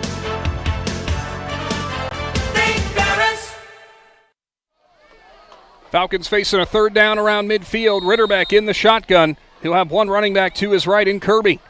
Carl motions from right to left. They'll fake it to him. Wanted to throw to Kirby. Now Ritterbeck has to look for room. Slips, steps back in the pocket. A lot of pressure. Throws it away towards the sideline. And the Mustangs defense holds again. Yeah, outstanding job right there by the defensive line. They kind of never really pursued him and got lost with him. They kind of just kept him in the pocket and closed in on him real quick and forced him to throw away because the defensive backs did an outstanding job in coverage. So punt time once again for Fairless. 2 men back deep for the Mustangs in Bailey and Searcy. Bailey, we have not been able to call his name much tonight, has not been targeted in the passing game. Snavely will go back for the punt for Fairless. 5 minutes to go. Plenty of time to work on here before halftime if you are the Mustangs. Snavely puts his foot into it. A spiraling kick that will go back, and it's into the hands of Searcy. He's at his own 14, dances around, and he is stood up, and he will get dropped there. And one of the first men through to get him. Well, I've got 56 out there on the field, but no 56 on my roster sheet there, Shannon. But a nice defensive play, nice special teams play. Yeah, the special teams just did a nice job right there. The Mustangs weren't able to get enough blocks on them, and they got a whole bunch of people downfield. Officially, they'll start at their own 15-yard line, will the Mustangs.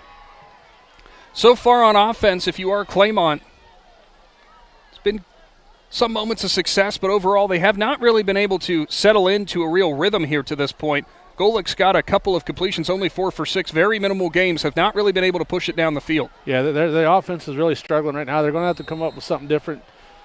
And, the defense has really done a great job, so the offense has got to find a way to move the ball. And it looks like we're going to have a timeout as the Mustangs offense could not get organized. We'll take it with them. It's brought to you by the Cush Financial Group. Big Z Sports returns after this. Is your vehicle banged up? Do you want fast professional service to get back on the road? Impact Collision offers 2 locations, Newcomerstown and Strasburg, to help you out. Whether you need auto glass repair, paintless dent repair, assistance with warranty and insurance, or just need a free estimate, Impact Collision has you covered. So the next time you need a repair, visit Impact Collision online at mpactcollision.com and start your free estimate and learn all about what Impact Collision can do for you.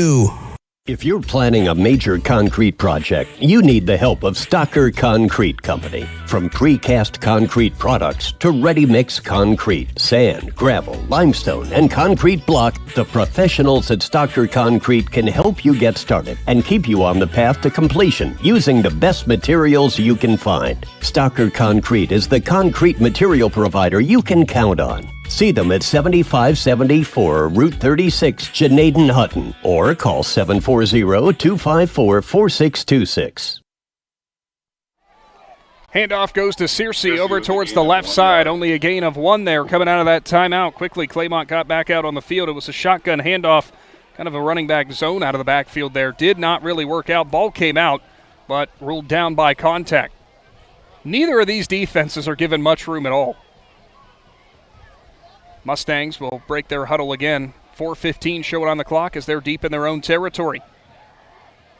The Keim Home Center can help you out with all your home improvement needs, and they help support high school sports and our broadcast of high school football right here on our YouTube channel. Pitch play to the right side is Searcy. He'll look for room, cuts up the middle, drags a defender with him all the way up to the 21-yard line. So a pickup that time of 5. Great job by Searcy, shrugging off the initial contact. Yeah, that was all on Searcy right there because the pitch got to him late. He kind of was held up, stopped his momentum to wait for the ball, and they were on top of him. He was able to drag a few players, so that was an outstanding job right there. But now it's, it's 3rd and manageable, but it's a long manageable. 3rd and 4. Checking into the game, Dawson Matzel, the junior wide receiver, brings in the play call. It'll be Golick in the shotgun. Breaks the formation with 3 wide receivers left, 1 right. 1 running back to the right side of Golick. And we have a whistle here, and they're going to sub out a player. Not sure if it's the pants issue again, Shannon, or he's pointing at his helmet. Might be a little issue with the chin strap or something. Yep, you can see that. You just seen the equipment manager take off running, so helmet issue. That is Dylan Stevens, the junior, who got checked out or subbed out for an issue with his helmet. Back to pass is Golick. Slings it right side in the hands of Jenks. He is stuck, but he's got enough for a First Federal Community Bank first down. Nice little pitch and catch there. Nothing fancy, just moving the sticks. Yeah, he did an outstanding job right there, and he just got enough for the first down. Jenks is a nice size player. You'll see him do a lot of great things on the basketball court this year, but Buddy White's hoping to see some things from him on the football field this year. Second reception for him. That one good for a first down. Under 3 minutes to go. Golick in the shotgun. Same formation. 3 left, 1 right. Running back with him. Play fake. Swing pass to the left side into the hands of Bailey. He'll look for room. Dances around behind a block. Now he cuts the edge. 35 up to the 40. Pushes, and he's knocked out at the 45-yard line. Dean came over and pushed him out at about the 46, rather. A 20-yard pickup there on the screen. Yeah, The official missed the second push out of bounds. The Mustang defender, offensive guy was clear out of bounds, and another little push come in there. We knew it was only a matter of time before we saw Bailey with a reception. Yeah, and Bailey Bailey was very patient right there and waited on his blocker. You can't say enough about somebody that can do that. A lot of times you'll run yourself into trouble, and he was patient, and his blocker did an outstanding job. A couple thousand officials on this sideline saw what you saw, Shannon. Golick will go with the misdirection handoff. It's Searcy, patient, up the middle. Pushes off of one defender, and he's dropped at the 44. The Fairless 44, an 11-yard pickup for the First Federal Community Bank first down. If you're the Mustangs right now, I think you need to go quick. You kind of got Fairless second guess on what's going on right here. Just kind of go quick to see what happens with that tempo.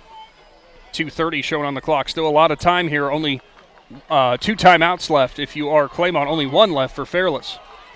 In the shotgun, it's Golick. He's got Mullen off to his left side now. 2 wide receivers spread either side. Time in the blitz is Fairless again. Mullen up the middle, stutter step, stiff arm. He'll push forward, and he'll fall at the 38-yard line. 6-yard pickup for the big man.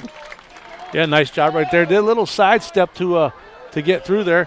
Give you a couple of quick. They're going to go quick, so we'll hold off on that scoreboard update. Tempo now for the Mustangs. Mullen back in the backfield. Golick turns, hands it off. Mullen looks for room behind his center, still pushing, driving. He'll fall forward, and it's another first down, moving the sticks. Got a flag out there on the far right side. I don't know if Claymont was set. Flag on the play. It is a flag on the Fairless side of things. On the Fairless sideline, I should say. Side judge comes in and talks to the white hat. That could be the problem there. Shannon maybe went too quick if the receiver was not set. Or it could be defense was lined up in the neutral zone because they were coming in so quick. But it's going to be interesting to see the call here. They sure are talking an awful long time about it. Under 2 minutes to go here before halftime. We await the call. And still talking it over now by the ball. It was Mullen for 4 yards straight up the gut. Was a first down, but not sure really what the problem was over there. Can't imagine they were engaged too much in the blocking of things on that far side away from the play. They are lined up on the left hash marks. And it looks like the Mustangs are going to walk backwards. Well, take that back. Now the Fairless defense will walk backwards. I think the players are just as confused as we are. They are. We didn't actually even see what the official called there. The Claymont officiating staff, or the Claymont players were in front of that. Now the side judge comes in, and I don't know if he's asking what the issue was. They are going to say it's on the Fairless defense, but the question is for what exactly? Yeah, because usually when the flag drops over there, I wonder if Sarbaugh told them what was going on, and then these guys over here said that maybe something different happened. But the first thing I would think would be in the neutral zone, considering it was a 5-yard penalty. Yeah, it had to be a neutral zone infraction. But what's interesting, Shannon, did they mark that off from after the play? Because the play should not stand if they were lined up in the neutral zone, correct? Illegal participation. So I wonder if they were... A player standing on the sideline didn't get subbed out quick enough? I thought there'd be too many men on the field. Regardless, it's a shotgun. Running back either side of Golick. Mullen and Searcy back there with him. Golick claps, gets the snap, fakes it to Mullen, and there's pressure off the edge, and going down in a heap is going to be Golick. And coming off the edge there was Keaton Buechler, who grabbed him and ripped him down. Yeah, Buechler got in there quick, and now the Mustangs are going to – they got big decisions to make, being second down and 10 with 1:20 to go. 5-yard loss on the sack. 5-yard loss there. Second and 16 now.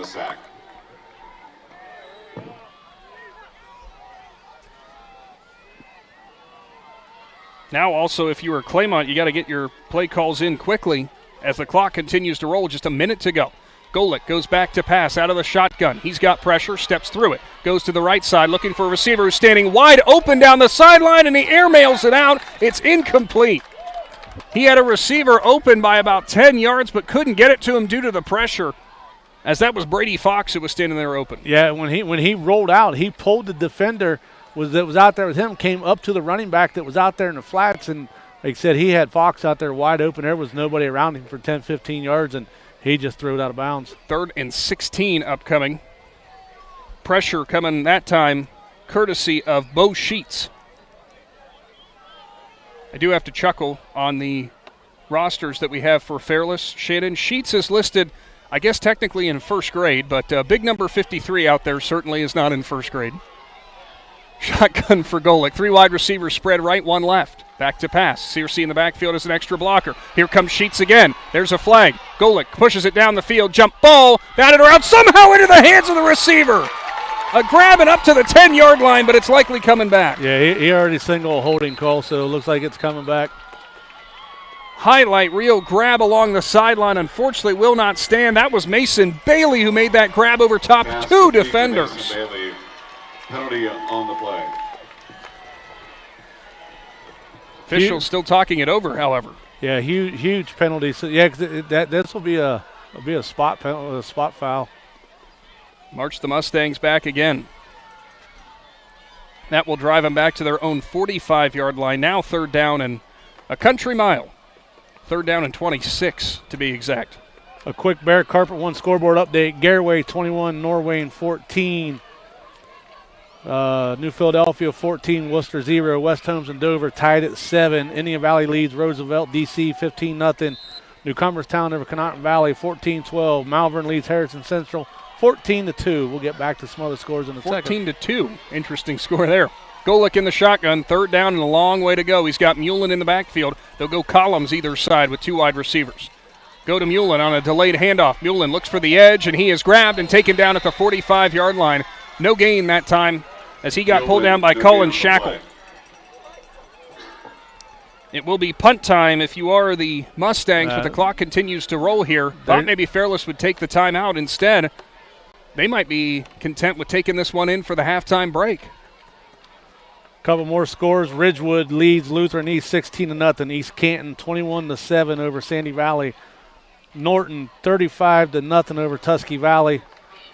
Cloverleaf 14-7 over Carrollton. TCC 7-0 over Aquinas. And Strasburg leads Latonia 21-0. We head into the First National Bank of Denison halftime with no score on the board. A defensive battle, 0-0. 2 quarters to go here from Claymont. And Shannon, if you're a fan of some old school football, you got a treat so far in that first half. Yeah, and we said at the beginning of this game could go either way, and it just depends on which team, how the team showed up. And both teams have showed up to play defensively. They've done an outstanding job on defense, and you got to love the battle in the trenches. You definitely do. Stick around because coming up we'll have as we mentioned, your First National Bank of Denison halftime report. We'll be talking over how that first half of action went, and we've got a special guest coming in here as well. Stay tuned to the Big Z Sports YouTube channel. TMK Valley Propane is embracing remote tank monitors. Are you tired of going outside to check your propane tank or forget to order your propane on time? TMK Valley Propane now provides reliable remote tank monitoring technology. Let TMK Valley Propane take the worry away, provide timely delivery, and never run out of propane again. Thank you for your trust in TMK Valley Propane. All the way with TMK, service with a personal touch. The certified public accountants at Niedenthal & Company believe in the value of relationships. Niedenthal & Company has been in business for over 50 years in your community, helping individuals and businesses grow. Niedenthal & Company can help manage and prepare your payroll, plan your estate, and prepare your business and personal income taxes. Stop in to the Niedenthal facility on North Wooster Avenue in Dover and become a valued client today. Top Notch Auto on East Plum Alley in Janaden. Your one-stop shop for all your vehicle needs, offering experienced staff that can handle just what you need to keep your vehicle running at its best. Top Notch Auto specializes in diagnostics with state-of-the-art diagnostics equipment. Whether your vehicle needs regular maintenance or major repairs, Top Notch Auto can handle all your vehicle needs. They also offer a large selection of tire brands, including Goodyear, Kelly, and Cooper, just to name a few. Find Top Notch Auto LLC on Facebook. It is the First National Bank of Denison halftime report. No score as the Claymont Mustangs and Fairless Falcons deadlocked in a good one so far. Not so much offense to speak for either side, Shannon, through that first half. It was a defensive battle. I got to say, it's kind of living up to what we expected.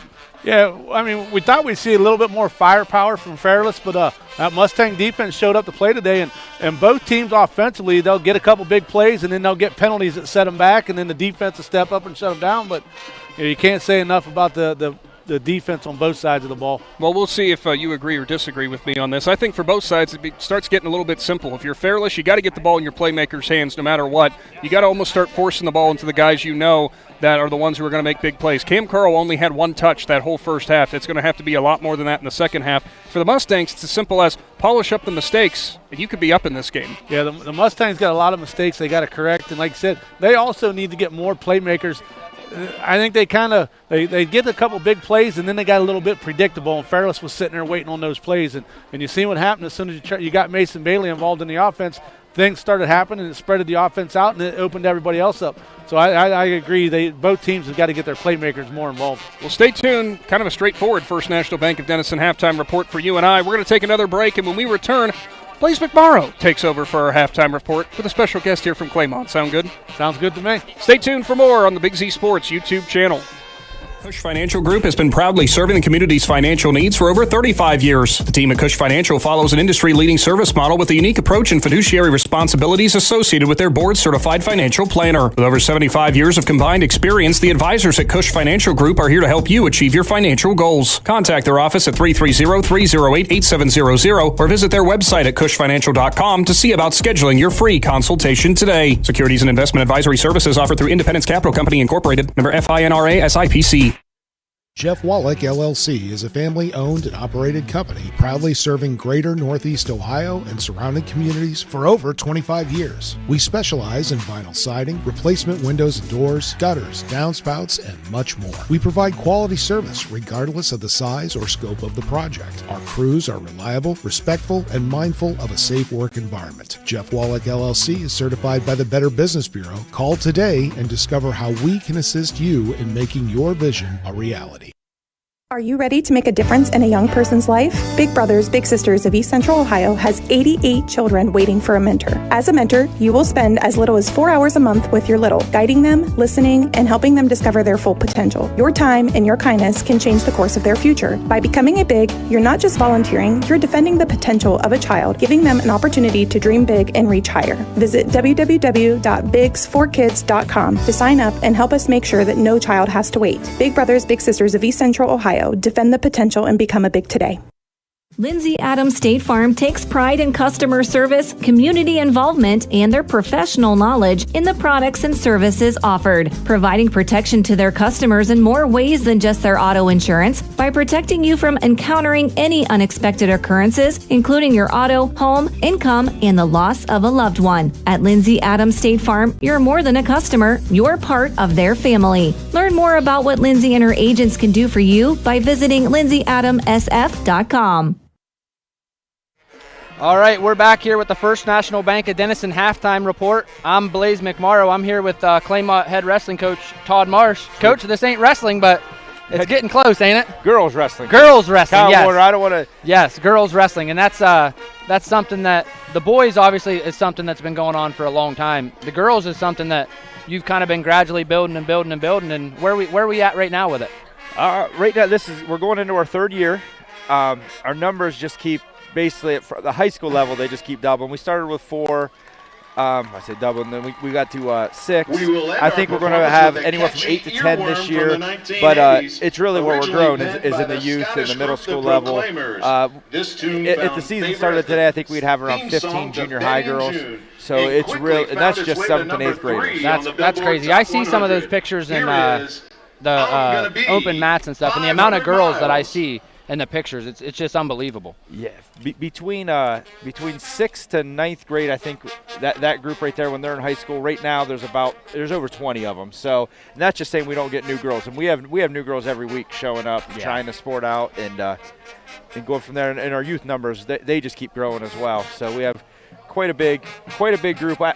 This year we're still in the building phase of it, of getting numbers out. I would say by next season, if the numbers stay consistent, we should be able to field almost the whole team. We should be pushing around 15 girls. Then the year after that, we'll have, in the 20s, and it should be 20s to 30 girls after that. And when you're talking having a girls roster with 15 to 20 girls on a roster, there's high school boys teams that can't fill that. Right, yeah. And that's half the battle. Once you get the girls out, and that's the challenge right now, is just because it's so new, and a lot of parents, we just had a girl today come in. she come and watch our workout, and parents aren't okay with her wrestling yet. The parents still think that there's a lot of they got to wrestle boys. It's like, no, they don't. Our practices are 100% with girls. No boys are in the room. I mean, it's what we wrestle on an all-girls schedule. We go the goal is at the end of the year to win the girls state title at the high school, junior high, and youth level. So yeah, and so we're what? It's early September. We're October, November. We're about 3 months away from, probably 2.5 months away from practice starting officially, right? Yeah. That'll start right around Thanksgiving time. But our girls, they've been busy all summer. I mean, it's almost every day they're doing something. On Fridays, we've been doing it for 2 years now, is every Friday from 3:30 to 4:30. Our girls, we have that open to any Claymont girl, and that's great. That's a good time. It's very novice level. The girls come in, and if they want to just come in and watch, we have that. We have so many times girls come in, they start watching practice. By the end of it, they take their shoes off, they're in their socks, and like, okay, I want to try this out. Yeah. So, and it's cool. Then our more experienced girls, they get together, and they kind of go a little bit harder and go over their stuff. So the Fridays are a really big. Sorry, something just screeched. I was going to say, I was wondering what that was. But all off season, our girls have been doing that. They've been wrestling at tournaments on Saturdays. We do Sundays. We do live wrestling at Claymont. They've been going to that. We've been going up to Ladies and gentlemen, we go to the Quaker Dome on Wednesday and wrestle with New Philly. So our girls have been very active all off season. And it's really like whatever the girls are wanting to do at this point, you guys are going to work with them. And that's one thing with you guys, even with multi-sport athlete girls. You guys are going to, they don't have to quit their sport to become a girl wrestler. Exactly. Nearly every girl on our team plays multiple sports. Almost, I would say probably from the whole program through, I bet you we're at 95% of them are softball players. And not just rec softball. These girls are playing travel softball. And that's why we offer so many days a week, because some girls can only make it maybe one day. Maybe, one day here and there. So we try to give as many options as possible so these girls can get on the mat as much as they can. All right, now give me some names coming into this season. You can name a couple high school, junior high, grade school girls that we're going to be looking at. Maybe they don't make the state tournament, but girls that you're seeing putting the work in this off season that could be. I don't want to put you on the spot, but that are kind of grinding. High school wise, I would say Emma Western, Kendall Boynton put in a ton of work. I mean, they've all did their share of work. I mean, I don't want to discredit any of the girls, but them two, high school wise, have put in a lot of work. I'm really excited to see them two. Where then we got Lakin, she's coming to Warner freshman coming in year, as a right? freshman year. I know she struggles coming in as much because she's involved with cheerleading, volleyball, softball, track. So she's involved with a lot of other sports. But I mean, I know she comes and she wrestles as well. Yeah, another one of them situations where you're willing to work with other coaches, other sports, just to get these girls the opportunity to wrestle if they want to wrestle. Exactly. So, yeah, them guys are good. I mean, high school-wise, and we also got Melody Parrish. She's another really good one. She comes in and works. She went out for cross-country just to help her wrestling out, so I'm very excited for Mel to do that. Kennedy Meese is another one that started last year as an 8th grader. She's going to be a freshman. She's going to surprise a lot of people. This year, we're excited for Kennedy. And another one, the most amazing this year. Really, really excited for Chloe. So, and here's the thing: is our team. We have every girl comes back. You can't. So, that's one thing as a coach you can't beat. Yeah, we have no seniors. Yeah. So then I want to forget Bella Watson. Yeah. I mean, she's in there too. She works hard. She's another tough wrestler for us. But yeah, the junior high wise. Yeah, there's so many of them. The ones that returned from last year, coming back, Jaden Arnold, Lauren Lopez, Kylie Virtue. Those are three. Those are they all three placed at either the OHSAA state tournament or the Ohio Way state tournament. So excited for which is huge in terms of grade school, junior high wrestling when you're placing at those tournaments. Yeah. Then also we have a newcomer is Jaden Jackson and her sister Riley. They're going into 6th and 8th grade. Where Jaden, she was an amazing track athlete this past year on the track team, and she's very excited for her. She doesn't miss anything. Anytime there's wrestling, Jaden Jackson's there. That's what you want. She's new, so very excited for her. Right around that 98, 104-pound weight class for her. Youth-wise, there's a ton of them. About 1,000 of them. Yeah, I mean, we had Lucy Owens qualified for for the OIWA state tournament. We only had 2 girls to ever qualify for the state for that. It was her and Ellie Marsh. I was going to say, Ellie, she's was a state champ, correct? She won the OAC state title this past year.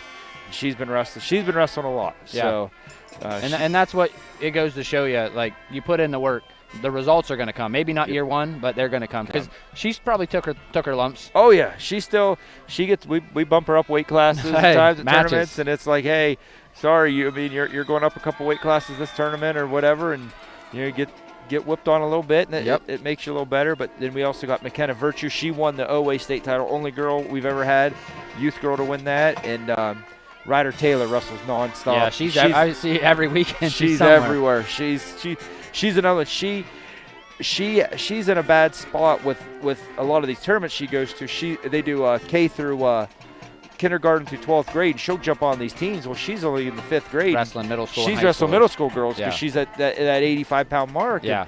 So it's like it's just going to pay off for her so bad when she gets to middle school. Watch out for Ryder Taylor. You know what I mean? She never wrestles. You never see her wrestle a girl her age. It's always, hey, go out there and wrestle that 14-year-old. Now, if these girls are thinking about it and they're interested and they're wanting to get involved in Claymont wrestling, how do they go about it? I would say the best way is to just come in on a Friday at 3:30 to the stadium. Down at the stadium. Just the stadium. Hey. No, you don't have to buy wrestling shoes. It doesn't cost any money. Just come in and just watch. And bring a friend. You don't have to come by yourself. Parents, you could come in, hang out with the girls, sit in there with them. You know what I mean? Whatever, just to make them feel comfortable. There is no obligation just to come in and watch and go from there. And I can assure you, Coach Marsh will handle any of your questions, any of your concerns, anything you want to know. He's going to guide you through it. Him and his staff. You want to mention some of the guys on your staff? We have right now. There's been 4 of us mainly. Saul Peters, he's been with us from day one. Claymont wrestler, he's right there. He's at everything. You know what I mean? Oh yeah. And then we have Brian Richardson. He has 2 twin daughters, youth wrestlers. They're going to be tough. 2nd grade girls. He was a wrestler for Morgan. And his schedule doesn't allow him to come in Monday through Thursday a lot, but we wrestle every weekend, and Brian's at everything. No matter where we're at, we're going to West Virginia, we're going to Columbus, Toledo. Brian's there. He's a great addition to our staff. And then lastly, we have Kyle Henry, his daughter Ava Henry. That's one I forgot to mention. Her, she's going to be another stud. Yes. She wrestles just like the Henrys wrestled. She's mean, which is a good thing. Mean and aggressive, and man, you see her walking around, you're like, I don't expect that out of this taller, skinnier girl. Yeah. No, man, she's out there to rip your head off when she wrestles. So she's a fun woman. But Kyle Henry, he helps us. That's a loaded staff. We have a really good staff, and then I forgot to touch too on our schedule. We got kind of a fun schedule, trying to get it all put together. That's another thing that's tough with the girls wrestling right now, because you don't know what teams have what weight classes, so it's hard to set up dual matches. We did just get one landed with Edison on January 20th, so that's going to be at the high school. That's going to be kind of fun. We're hoping to try to get another youth match. We did one against Barberton last year. That was great. That was down at the pit. That was a great turnout. It came down to the last match. Yeah. Barberton's got an amazing youth program, and we lined up against them. That was fun. So, well, hey, Coach Marsh, I appreciate you joining us, and we can't wait. We're going to have you girls wrestling here on live on the YouTube channel this year, so we're excited, and I want to thank you for joining us. And if we don't talk to you until then, good luck this season. Oh, and I think also, last one is a new Philly match. That's I know the Philly match. 14th. Yep, That's we'll be there. A fun one. Yep, that'll be a really fun match. They're really tough as well. So that's fun. So all right, that's Coach Todd Marsh, and I'm Blaze McMara. We'll be back here, and we'll have the second half bringing it to you live. All right, thank you. Thanks, Blaze. Ron's Heating and Cooling in Denison has been serving this great area since 1977. At Ron's, no matter what you need, they can handle it. From heating and cooling to standby Generac generators, water heaters, tankless water heaters, mobile home equipment, duct cleaning, and 24-hour no-heat service. Winter, spring, summer, or fall, all you have to do is call 740-922-5252. Ron's Heating and Cooling proudly supports high school sports and would like to wish best of luck to all local athletes participating this season. PAC Drilling, a family-owned and operated company since 2005 in Bolivar, takes pride in being an economic oil and gas drilling company. PAC's objective is to contribute to American energy independence through profitable development, operation, and marketing of oil and natural gas wells. PAC also employs operating technicians to oversee each and every well drilled to maximize its productivity and longevity. Contact PAC Drilling at pacdrilling.com. We invite you to discover Keim Home Center in Charm, Ohio. Keim is your destination for all things home, building, and woodworking. From renovation and building projects to custom millwork needs, our team of experts work with both homeowners and professionals to bring your vision to life. Visit Keim Home Center in Charm or online at keimhome.com. Keim, built on trust since 1911. Hey, other guys' insurance, you got Kyle. Hey, Kyle, it's Brenda. I was just reading through your proposal and I have a few questions. When we drafted up your proposal, we really aimed right down the middle. Sometimes wonder if your insurance agent true priority is more time on the golf course. At Hummel, we do insurance differently. Our expert advisors help you not only mitigate risk, but operate more efficiently, decrease employee turnover, and increase your bottom line. Hi, I'm Crystal, General Manager at Loudon Motors Ford. I invite you to stop in and feel the difference of shopping for your next vehicle with our friendly, non-commissioned sales staff, or the personal touch that you will receive from one of the last family-owned and operated dealerships for nearly 100 years. So my question for you is, when will you experience the crystal clear and loud and clear advantage right here in sunny Minerva, Ohio? Technology shouldn't slow us down. It should move us forward. At Logivision Technologies, we've been helping local businesses for over 12 years on US 62 in Winesburg, solving tech problems and making everyday operations easier. And we're here with custom IT solutions that just simply work. At Logivision, it's people first. That means service with integrity, professionalism, and genuine care. Call 330-234-5025 for your free consultation today. Logivision Technologies, local IT, real solutions, people first. Out of the First National Bank of Denison halftime report, getting set for the second half of action here from Claymont. Not going to say, first and foremost, a big thank you to Todd Marsh and our own Blaze McMorrow for jumping in here for the halftime. Girls wrestling, not only in the state of Ohio is it exploding, but, man, we've seen it here at Claymont, how popular it's already gotten. Shannon, I look forward to seeing what's near in the future here for the Mustangs. Yeah, they've done an outstanding job with the girls program down here. It's grown at a faster rate than what I think they expected, and good for them. It's just an OHSAA last year had them down at the state tournament with the boys, so it's just all around great things going on in the wrestling world.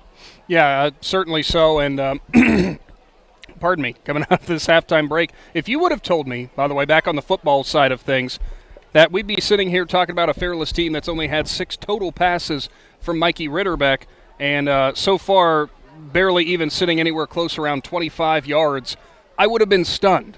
And if you want to talk about neither one of these teams eclipsing the 100-yard mark, I would have been as equally as stunned. But that's the situation we've got. Both of these defenses have shown up to play. Yeah, and that's just the hats off to both the coaches and the defensive coaching staffs. They did their homework this week. They broke down the game film right. The players have showed up to play, and good old defensive football game right now. Does this do your heart good as the old school football fan? Yeah, I love a good defensive battle. I like it when the guys in the trenches, got to come to fight, and we've seen outstanding play from veterans and from the youngsters. Yeah, and we hope that continues here in the second half. Get subscribed today to our YouTube channel if you have not done so to this point. You get notified every single time that we go live. Also broadcasting right now at 100.9 FM, WJER, our sister station. New Philadelphia is at home against Worcester. Dover online at WJER.com, hosting West Holmes. And our featured game at 99.9 and on the Big Z Sports YouTube channel. Garaway is hosting Norway. Any score updates for those, Shannon? Yeah, we'll give you a quick Impact Collision scoreboard update before we go back to playing here. We got Garaway leading Norway 21-14 in the second quarter. New Philadelphia at the half leads Worcester 28-0. West Holmes over on top of Dover 14-7 at the half. Indian Valley's at the half, and they lead Roosevelt DC 27-6. Great game going on out at Connaughton Valley as Newcomerstown right now leads that game over the Rockets 22-12 at the half. Malvern leads Harrison Central 14-9 at the half. Ridgewood jumped out early to a 16-0 lead, and it's now only 16-6 in the second quarter. So Lutheran East is still hanging in there. East Canton, who's had a 2-0 start to the season, on top of Sandy Valley, 21-14 in the second quarter. Norton all over Tusky Valley, 35-0 in the second quarter. Cloverleaf leads Carrollton 21-10 in the second. TCC is leading St. Thomas Aquinas 7-0 at the half, and Strasburg is up big on Latonia 42-0 in the second, as Kaiser Thomas has 2 touchdowns and Gage Moore has a touchdown. Strasburg looks well on their way to a 3-0 start. Thanks for tuning in to the First National Bank of Denison halftime report. Second half going to be underway here shortly from Claymont. And remember, it was Fairless who won that toss, who elected to defer to the second half, so it will be Falcons ball to start things off here.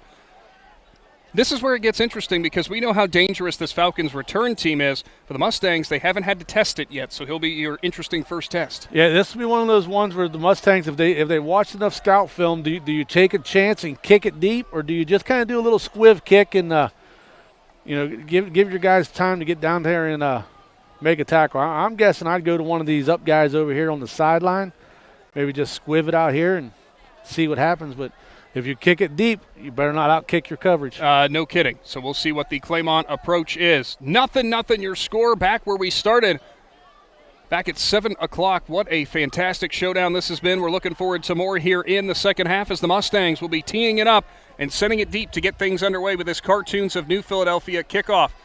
And teeing it up, number 57, the senior, Brady McGuire. He'll be there doing the kickoff duties here for the Mustangs. See what kind of adjustments were made in the locker rooms at halftime. 2 men back deep for the Falcons. That will be Cam Carl, as well as, I thought it was Hunter Dean, but that's not right. Kickoff will go to an up man. It's into the hands of C.J. Pumnio. He'll look for room, cuts back in. He's by the numbers. He's still driving, and the ball comes out as a returner there for the Falcons does dive on it in Carl. Ball trickled back to the 35-yard line, so that's where it will be Falcons ball. Nearly a turnover there. Yeah, nice job by Carl right there to get on that ball. And the Mustangs did what we thought they would do. They kicked it to the up guy, and it almost benefited them in a turnover, but Carl was right there, Johnny on the spot. Man who pulled it out there was number 19 in Lulu Young, the sophomore. Nearly created a turnover. Falcons do avoid the disaster, though, and they'll take over at their own 35. Not a lot of chunk plays. Biggest pickup in this game was a 20-yard reception by Mason Bailey for Fairless, a 13-yard reception for Zach Gilkerson. They'll go empty backfield here for Ritterbeck. Now he'll motion McVicker back in with him. He'll fake it to him. Ritterbeck off the left side. He's got a huge hole. This one's coming back. As the flag comes out, you and I both saw it, Shannon. And Fairless already turning around. I believe the guilty party is going to be Dylan Stevens. Yeah, I believe it was for 7. Calvin Edwards. They grabbed the hold of and spun him around right there, and it was just everybody in here seen it. It was plain as day. When you're the last guy out there on the end of the line, you can't hide that stuff. Not only that, when you only jog a couple yards down the field and you turn around before the official even makes a signal, they kind of know that you might be the guilty party. So back him up 10 yards. First down and 20 now. McVicker will sub out. Mustangs faithful getting fired up. Their defense has definitely showed up to play tonight. Falcons in their huddle getting set. Great crowd on hand for both of these sides. No surprise. We know how well both of these fan bases travel. Ritterbeck will line up with a running back in the backfield with him in the shotgun.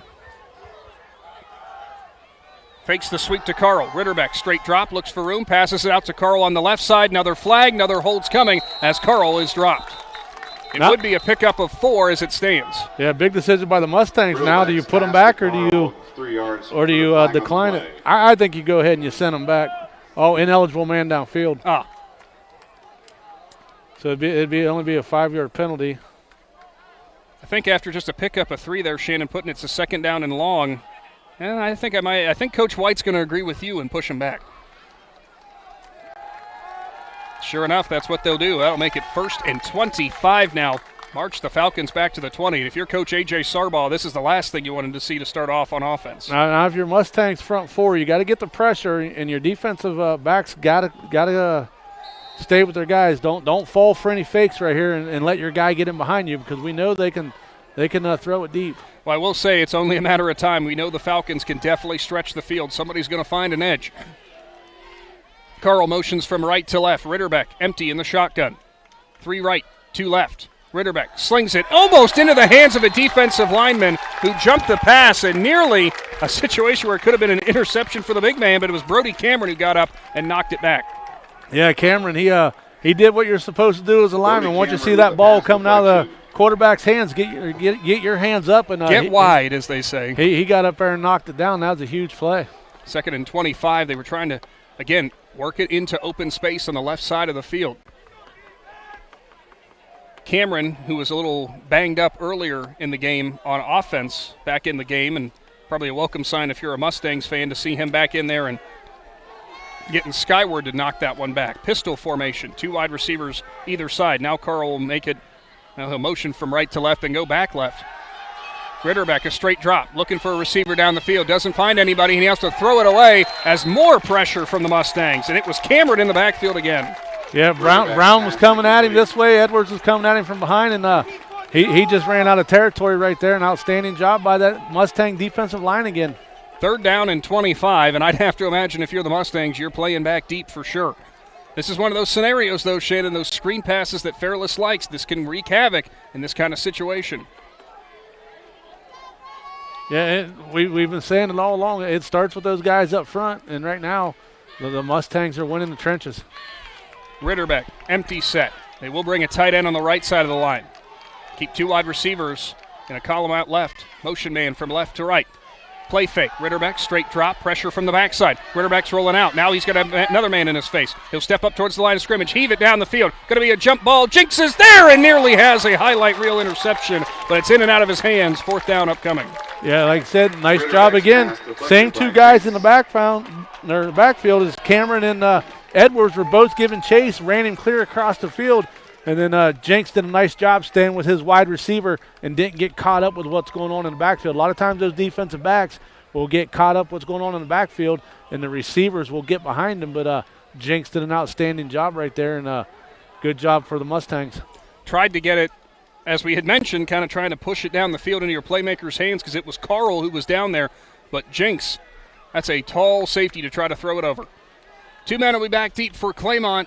With his feet at his own 8-yard line is Snavely for the punt. He'll step into it and send it into the night sky. The returner comes up, he muffs it, diving for the ball, and a Claymont returner will grab it. And getting on the turf and picking it up was Bailey, who saved potential disaster as it went off the fingertips of Searcy. Yeah, nice job by Bailey right there. That's one thing as a returner, you don't ever try to catch the ball running forward. And he tried to catch it while he was running forward, and it was too low, and he muffed it, but thankfully, they have 2 guys back, and Bailey was able to jump on it. Ball will be at Claymont's own 49-yard line to start off this drive. That was a 3-and-out, but it was a long 3-and-out for the Falcons after the penalties. On offense, it will be Golick who comes out with Searcy. Looking like he's going to line up in the backfield. McMorrow will line up as a slot back off the left side. 2 wide receivers right, 1 left. The one ISO'd out to the Fairless sideline is Jinx. Motion man in the backfield. They'll fake the pitch. Now it's going to be kind of a misdirection. Tries to get a stiff arm, and not a lot of room there is the ball carrier. That was Bailey who leans forward, falls down, maybe a 2-yard pickup. Yeah, Hunter Dean for the Falcons did a nice job not falling for that misdirection. He got Bailey coming back in motion, and whenever Bailey came back with a misdirection, he came with him, and he was able to make a short tackle right there after just a couple. 2-yard pickup. A disciplined Fairless defense, like you were mentioning, Shannon, there, not biting on the trickeration or the eye candy. 2 running backs in the backfield with Golick, Mullen to the right, Searcy to the left. Actually, it's a direct snap to Searcy. He'll look for room. Now he cuts up, and he's got room on the numbers. He's at the 30, looking for a stiff arm of Carl. He'll push him away at the 20. Now the 15, a cutback. It's actually McMorrow. Nolan McMorrow goes in from 51 yards out, and the Claymont Mustangs are on the board. Yeah, outstanding job by McMorrow right there. He did a great job when he got through there, and then he issued a a huge stiff arm right there, and then he ran clear back across the field the other way. So the stiff arm from McMurrow you see there on Carl on our instant replay. Yeah, nice job. Started up front with the guys on the line. They made the hole, and then McMurrow took over. 51 yards you saw on the Ron's Heating and Cooling replay. What a carry there for the senior. I misspoke. I thought it was Searcy in the backfield, but McMurrow just making things happen. Again, get it into your playmakers' hands. Extra point attempt upcoming here.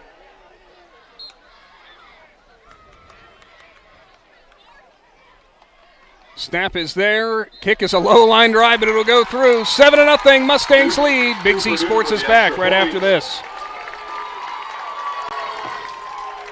Spring and summer bring big events, graduations, yard sales, and tournaments. The Educational Service Center Print Center is your go-to for sponsor banners, yard signs, and custom graduation packages with invitations, envelopes, and thank you cards. And when it's time for sports, the ECO Center in St. Clairsville is the perfect venue for AAU and JO tournaments. With spacious seating, plenty of parking, and easy access to hotels and restaurants, it's your one-stop arena for wrestling, cheer, and more. Plan your next event with us on the court or in print. Find out more today online at ecoesc.org.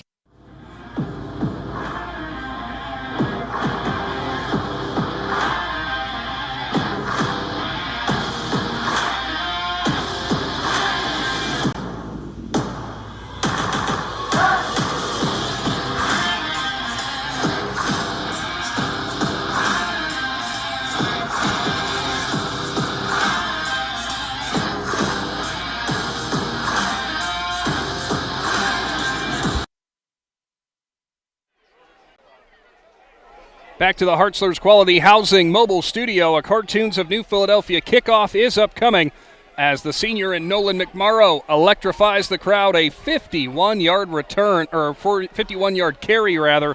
Shannon, that is what you needed if you're Claymont. Your defense has been showing up. You just needed a little bit of lifeblood for your offense. Yeah, and really the offense was all pumped up after what the defense did, so then they go down and they answer right back. So just an outstanding offensive performance right there. Two men back deep again for Fairless. Kickoff will curl towards the sideline. An up man will grab it. Cuts toward the sideline. He's taken out at the 35. Knocking him down the returner, I should say, was Bronson Brown. Not really anywhere to go for him after he found the sidelines. They will take over at the 35-yard line. Fairless on offense. It's been a struggle tonight to get things moving in the right direction. Biggest thing, though, will be just shaking off the penalties and the mistakes from the last time out. Believe it or not, Shannon, over his last 7 passes, Ritterbeck just 2 for 7. Been a lot of pressure he's had to deal with. We'll see how he responds. In the shotgun, one running back off to the right in Jack Kirby. Motion man is Carl. Play fake to Carl. Throwback for Ritterbeck. Finds his receiver out on the left side. It's Brown. He'll look for room.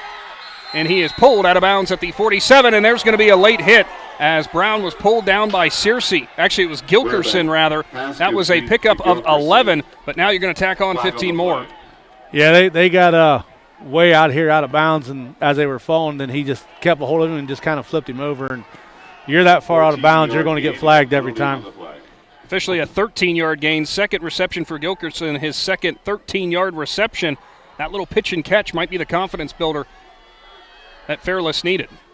The officials are still having a conversation, probably about the spot as to where that foul occurred in terms of where he went out of bounds and then where to tack on the extra yardage.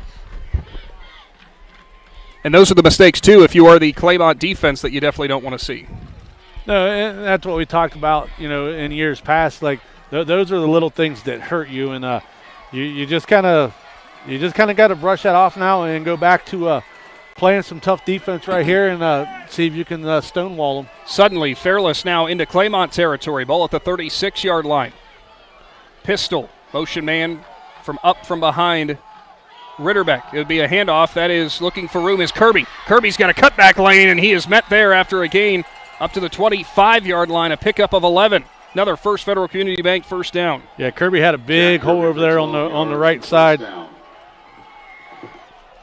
Got to give a shout out to the Uricksville Eagles for coming on for tonight's presentation. They the Eagles do a lot for the Claymont School District and the Claymont Athletics. So thank you to the Uricksville Eagles for coming on board for tonight's broadcast. Pistol set again. It's Kirby lining up behind Ritterbeck. Ritterbeck will turn. He'll give it to him. Kirby straight up the gut. Now goes to the right side off the back of his right tackle. He will go down after a pickup of about 5 up to the 20. And now into the Jeff Wallach LLC red zone. Kirby, before these last 2 back-to-back carries, only had 2 carries in that first half of action. Just a sophomore, but a lot of promise for him. He'll line up in the pistol again with him behind Ritterbeck. 1 wide receiver either side. Now Kirby motions to the right hip of Ritterbeck. That'll be a handoff. Kirby's looking for room. He is swallowed up, and he is driven back. And the first man through, making the contact that time, was McMorrow. Also in there on the play, thought it was number 59, but I don't have that on my roster. Yeah, 59's not on our roster. Our rosters are going to be wrong tonight because they went with the military uniform, so some players have different numbers. Officially a loss of 2. That'll bring up a quick 3rd down now. Pistol again. Ritterbeck takes the snap, fakes it left. He's going to look to run. He's got room up the middle, and he is depleted there. Another big hit. That was Braylon Mullen who took him off his feet. Yeah, he gonna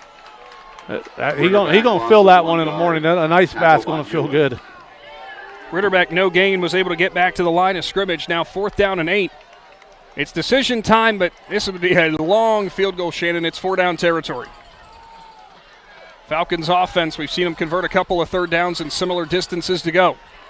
Yeah, from where they're at right now, it'd be about a 40-yard field goal. Be an impressive leg if you could put that one through for high school. Pistol set. It'll be Kirby who's behind Ritterbeck. Motion man to the right side is Snavely. Now Carl will come that direction as well. Ritterbeck, straight drop, back to pass. He'll roll to the right. Got a lot of pressure again. Steps up, delivers towards the back of the end zone. Flag comes in, jump ball. That one is picked off, but we'll see what the flag's about. Might be ineligible man downfield. Yep, that's what it is. Ineligible man downfield. Jackson Jenks picks it off in the end zone. It will be Mustangs' ball. Ritterbeck had to scramble out of the pocket as a ton of pressure again from that Claymont defense, and Jenks went skyward to grab it. Yeah, just an outstanding job by that Mustang defensive line tonight, man. They're bringing all kinds of pressure.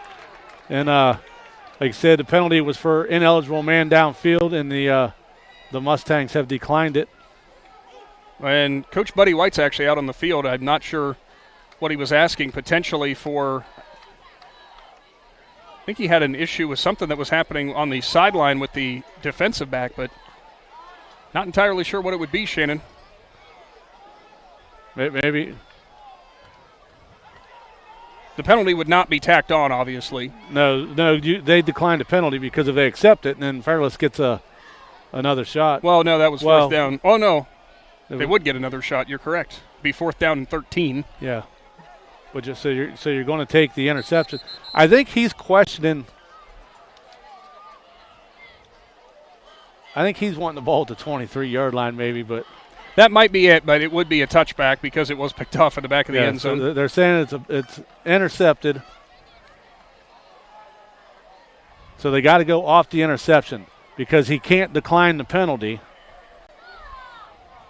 No, it would have to be on obviously the change of possession, where it would go to the 20-yard line. But going back to that previous play, obviously the pressure coming from both sides of the defensive line once again. And then going to the back of the end zone for Jenks and Carl going up for that jump ball. Carl, we know, is one heck of a phenomenal receiver, but just all that height he was giving up to Jenks. The safety definitely doing his job right. Yeah, he did an outstanding job. Didn't get lost in the play and made a great play right there. And I'm not sure what Coach White's question was, but they had to bring all the officials over, and I think they all were they had to kind of revisit their official training class to come up with the answer to give you. So they'll go with columns either side. 2 wide receivers spread out on the numbers, or near the numbers on the left side, that is. Golick's in the shotgun. He's got Searcy beside him. Trying to time the snap count there, and it's not going to work out, as there's going to be jumping off sides was Cullen. Shackles, so move the Mustangs forward 5 yards. Mustangs offensive line rather fired up. Yeah, and nice job by the right tackle right there. As soon as he stepped in the zone, he flinched a little bit, And that's what gets him the penalty, which I think in high school, once you hit the encroachment, it's automatically. It already happens. It automatically stops the play. They don't get a chance to reset. I forget it was who the Ravens, who an defensive lineman came through, and he just kind of patted him on the helmet a couple times. Handoff, it's Searcy up the middle. Stiff arm. Now he'll lower his shoulder into the safety and goes down at the 38-yard line. A big pickup there on first down, a 13-yard gain for a First Federal Community Bank first down. Mustangs are going quick, right back to the line. Searcy's biggest run of the day. On offense, it's Golick in the shotgun again. Slings it out right side. Jinks, he'll do a head fake. Now steps back inside, dances around a couple defenders. He's forward to the 45 before he is taken down. A 7-yard pickup. Yeah, Jinks kind of got hit from behind right there in the back of the knees. That's something you don't like to see, but he bounced right back up. Jack Kirby on the hit. Jinks' third reception. They've gone for 13 yards. Shotgun again. They'll do the columns again with the 2 wide receivers either side of the formation. Golick will give it off to Searcy. Fakes the throw to the left. He'll stutter step and go up the middle, and he hits Snavely. Falls forward, and it's enough for another First Federal Community Bank first down as Snavely came up kind of hobbled from that hit. Searcy for a gain of 3 yards. Mustang first down. Yeah, Mustangs controlling the tempo right now. Not sure if they're going. Looks like they're going to huddle up right here since they had to move the sticks and get reset. 6:50 showing on the third quarter clock. First down, and the Mustangs are threatening to enter Fairless territory. 2 wide receivers left, spread out, and 2 right in a similar fashion. Golick has Searcy to his left. Now Searcy will motion up as a wing off the right side, so there could be an empty set for Golick.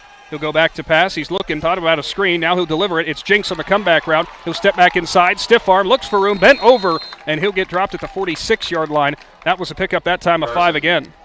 Yeah, Golick's got to watch what he's doing right there. As everybody got reset, his one wide receiver out here on the right just got set. He might want to wait an extra split second. I thought they was going to get him for, illegal formation right there. Well, you could even call it a legal shift if he's still moving.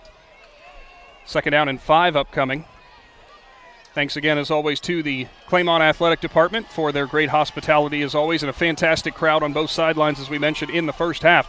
Golick takes the snap. Actually, that's McMorrow out of the backfield. Direct read off the left side. Puts his shoulder pads down into the safety and goes up and over at the 39-yard line. Pick up a 7, moving the chains again. You know what these cool nights got me thinking of? What could that be? Got me thinking of fall. And if you need any decorations, go see the fine folks out at Stepping Stone. They got all kinds of fall decorations. They'll be getting their mums out and their candles. McMorrow, patient, and he is met at the line and taken down. Big collision that time. The first man through meeting him, and a little slow to get up there. That looked like it was Dean who hit McMorrow hard. You didn't give me a chance to finish talking about Stepping Stone. I'm sorry, the play was happening. I'm trying to get you out of it because I know your wife's probably listening right now. My wife goes down there every year. Last year she bought us a scarecrow down there that was made that sits on our front porch now. It says fall, y'all. So you're thinking there's probably going to be another edition. Probably from Stepping Stone. I know there's always candles and mums that come from Stepping Stone. Second down and 10.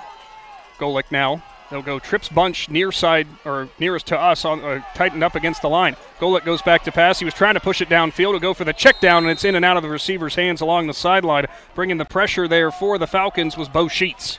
Yeah, he kind of waited a little too long right there. He should have stopped and squared his feet up. He had Dawson Matzel, it looked like, out there, got behind the defenders and split him and thought he was going to get to him, but he went out of bounds, and looks like Moose over here is on the sidelines banged up a little bit, so hopefully it was just a stinger on Moose. Braylon Mullen will check out.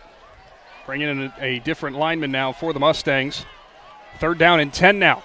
Claymont hoping to keep the drive alive. Fairless looking to stall the momentum. They're going to go with a single back set here. Golick's going to go under center. He'll turn. He'll pitch it. It's Searcy looking for room. Drawn out to the right, cutback lane. He'll look for room in the left, and he will fall forward to the 34-yard line. A nice pickup there of 5, but brings up 4th down and 5, likely 4-down territory. It's 4-down territory, or maybe you line up like you're going to punt it. Yeah, I mean, you got McMorrow, who's your punter. He could line up, and they could either run it or he could do a little pooch punt to try to pin them deep. But see if they play the field position game. 4:20 on the third quarter clock. What a ball game this has been. 7-0 Mustangs lead on an Olin McMorrow 51-yard scamper to the end zone. Seen a little bit of everything. Mustangs will go for it on 4th and 5. Searcy in the backfield with McMorrow in the shotgun. McMorrow, straight drop, steps up, delivers it towards the right sideline, in and out of the hands of the receiver. As Jinks couldn't haul it in, 2 defenders were on top of him, and Ontrell Hunter as well as Cullen. Schenkel, the fourth down conversion is foiled, and the Falcons defense now stands tall. Yeah, they did an outstanding job right there in coverage out here, and was able to break that play up, and now the Falcons got a chance to answer the Mustangs' touchdown from earlier here in the third quarter. Fairless takes back over. Mikey Ritterbeck will come back out. The junior signal caller trying to shake off the interception. Falcons offensively spread it out a little bit, just exactly what we expected, but they have not had a huge chunk play yet to this point. Ritterbeck in the shotgun. Have Snavely as a wing off to the right. Running back in the backfield, and Kirby looks back, tries to throw it to the left. In and out of the hands of Carl as that one was too low. Defensive back was breaking down and was in there kind of causing havoc. Carl, incomplete. Yeah, it looked like Dotson Matzel, number 11, was the one that come flying in here a little bit, and there was somebody else that got in between them and the wide receiver. Defensive end on the near side. Might have been Edwards again. These defensive ends for the Mustangs have lived in the backfield so far.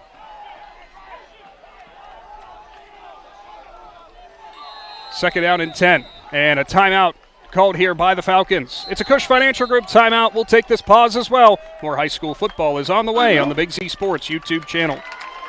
Newtown Mall provides you a one-stop shop for anything you need. You can shop the latest fashions at Kohl's, Maurice's, or Marshall's, get your sporting goods at Dunham's or Dick's Sporting Goods, or redo a room in your house at Ashley Furniture. Find all these stores and more for yourself and experience Newtown. Plus, you can sign up to be a Newtown Mall VIP and follow your favorite stores so you're the first to know sales, giveaways, events, and more. To sign up and to see all that's happening, visit newtownmall.com. When you're traveling to the game, there's a great way to see your directional map on a new radio from Cartoons in New Philly. Just plug in your phone, and all your maps and apps and Bluetooth devices are right on your radio. Cartoons carries a wide selection of Apple CarPlay and Android Auto radios from all of the name brands. From 7-inch screen radios to 10-inch screen radios, Cartoons has you covered. Stop in and see them on display and let Cartoons give you a demonstration. Cartoons, 517 West High Avenue in New Philly. Be there. Ritterbeck's pass to the left side is into the hands of the receiver, and Aiden Wise for 12 yards, and it's a first down there for Fairless. Nice pitch and catch, nothing too complicated, Shannon. Yeah, he did a nice job, but he got a little bit of help as two Mustang defensive players ran into each other and fell down, and it was just a little easy play for him. Moving the sticks, two wide receivers right, one left, pistol set. Kirby behind Ritterbeck. He'll turn, he'll give it off. Kirby looks for room into the second level, over top of the safety, and moves forward for more. A 10-yard pickup on first down, moves the sticks again. Kirby for a gain and a of 10 timeout yards, here as first we got down. a injured Mustang down on the field. We'll take it with him. Big Z Sports is back right after this. Hi, this is Jan McInturf. For the past 30 years, the residents in and around Tuscarawas County have made the call to the realtors and staff at McInturf Realty for buying and selling of residential and commercial properties. We truly live in a great community, and in all of these communities, there is nothing better than high school football. For myself and all the agents and staff at McInturf Realty, we would like to wish all the area athletes good luck this season. And make the call to McInturf Realty at 330-364-SOLD. Simona Bolteron is a global leader in plastics technology, manufacturing thermoplastic products for industries such as aircraft interior parts, medical device housings, wall coverings, general thermoforming, and many more. Simona Bolteron, a company like a friend, is proud to be a part of the community and wishes all local athletes good luck and have a great year. For more information, visit them online at Bolteron.com. Simona Bolteron, 1 General Street, Newcomerstown. From the Hartzler's Quality Housing Mobile Studio, we rejoin you. 3:22 on the clock here in the third quarter. It was Dravon Searcy who was shaken up for the Claymont Mustangs, got off the field under his own power. Hard hit between Searcy and Kirby. Yeah, we heard it hit all the way up here. It was a hard hit, but like I said, he's down there and the trainer's working on him. Kirby, left side, looks for room, met in the hole again, still driving forward for more, and he will fall down after a pickup of about 8. Actually make that a 7-yard pickup that time. Kirby now running with a head of steam. 8 yards. Yeah, that was a big gain on first down. Right now, you always want to play ahead of the sticks, and right now they are at second down. Out of a pistol formation, almost just looks like misdirection that they're running. Kirby is finding some daylight. Now in the backfield alongside Ritterbeck and Kirby is Hunter Dean. Ritterbeck turns, gives it off. It's Kirby. He's met in the hole. He'll fall forward. He's got enough for a first, but a flag in the middle of the pile. We'll see if this one's coming back unless a face mask got grabbed again. Yeah, I'm thinking it was a hold right there. Kirby for a gain of 4 yards. Was a 4 yards that would have been good enough for a first down. We'll see what the call is. Officials talking it over after another hard meeting. Both Claymont and Fairless, no strangers to the physical contact, and it is a hold, and that will back Fairless up. Yeah, I thought I seen the right tackle, the right defense tackle for Claymont that got spun around right there. You know, we've been mentioning all of our great sponsors, and you've seen them on the live stream. Do you think we could get any bug spray on one of those sponsors, though? We could. You know what's coming up after fall? What's that? Winter.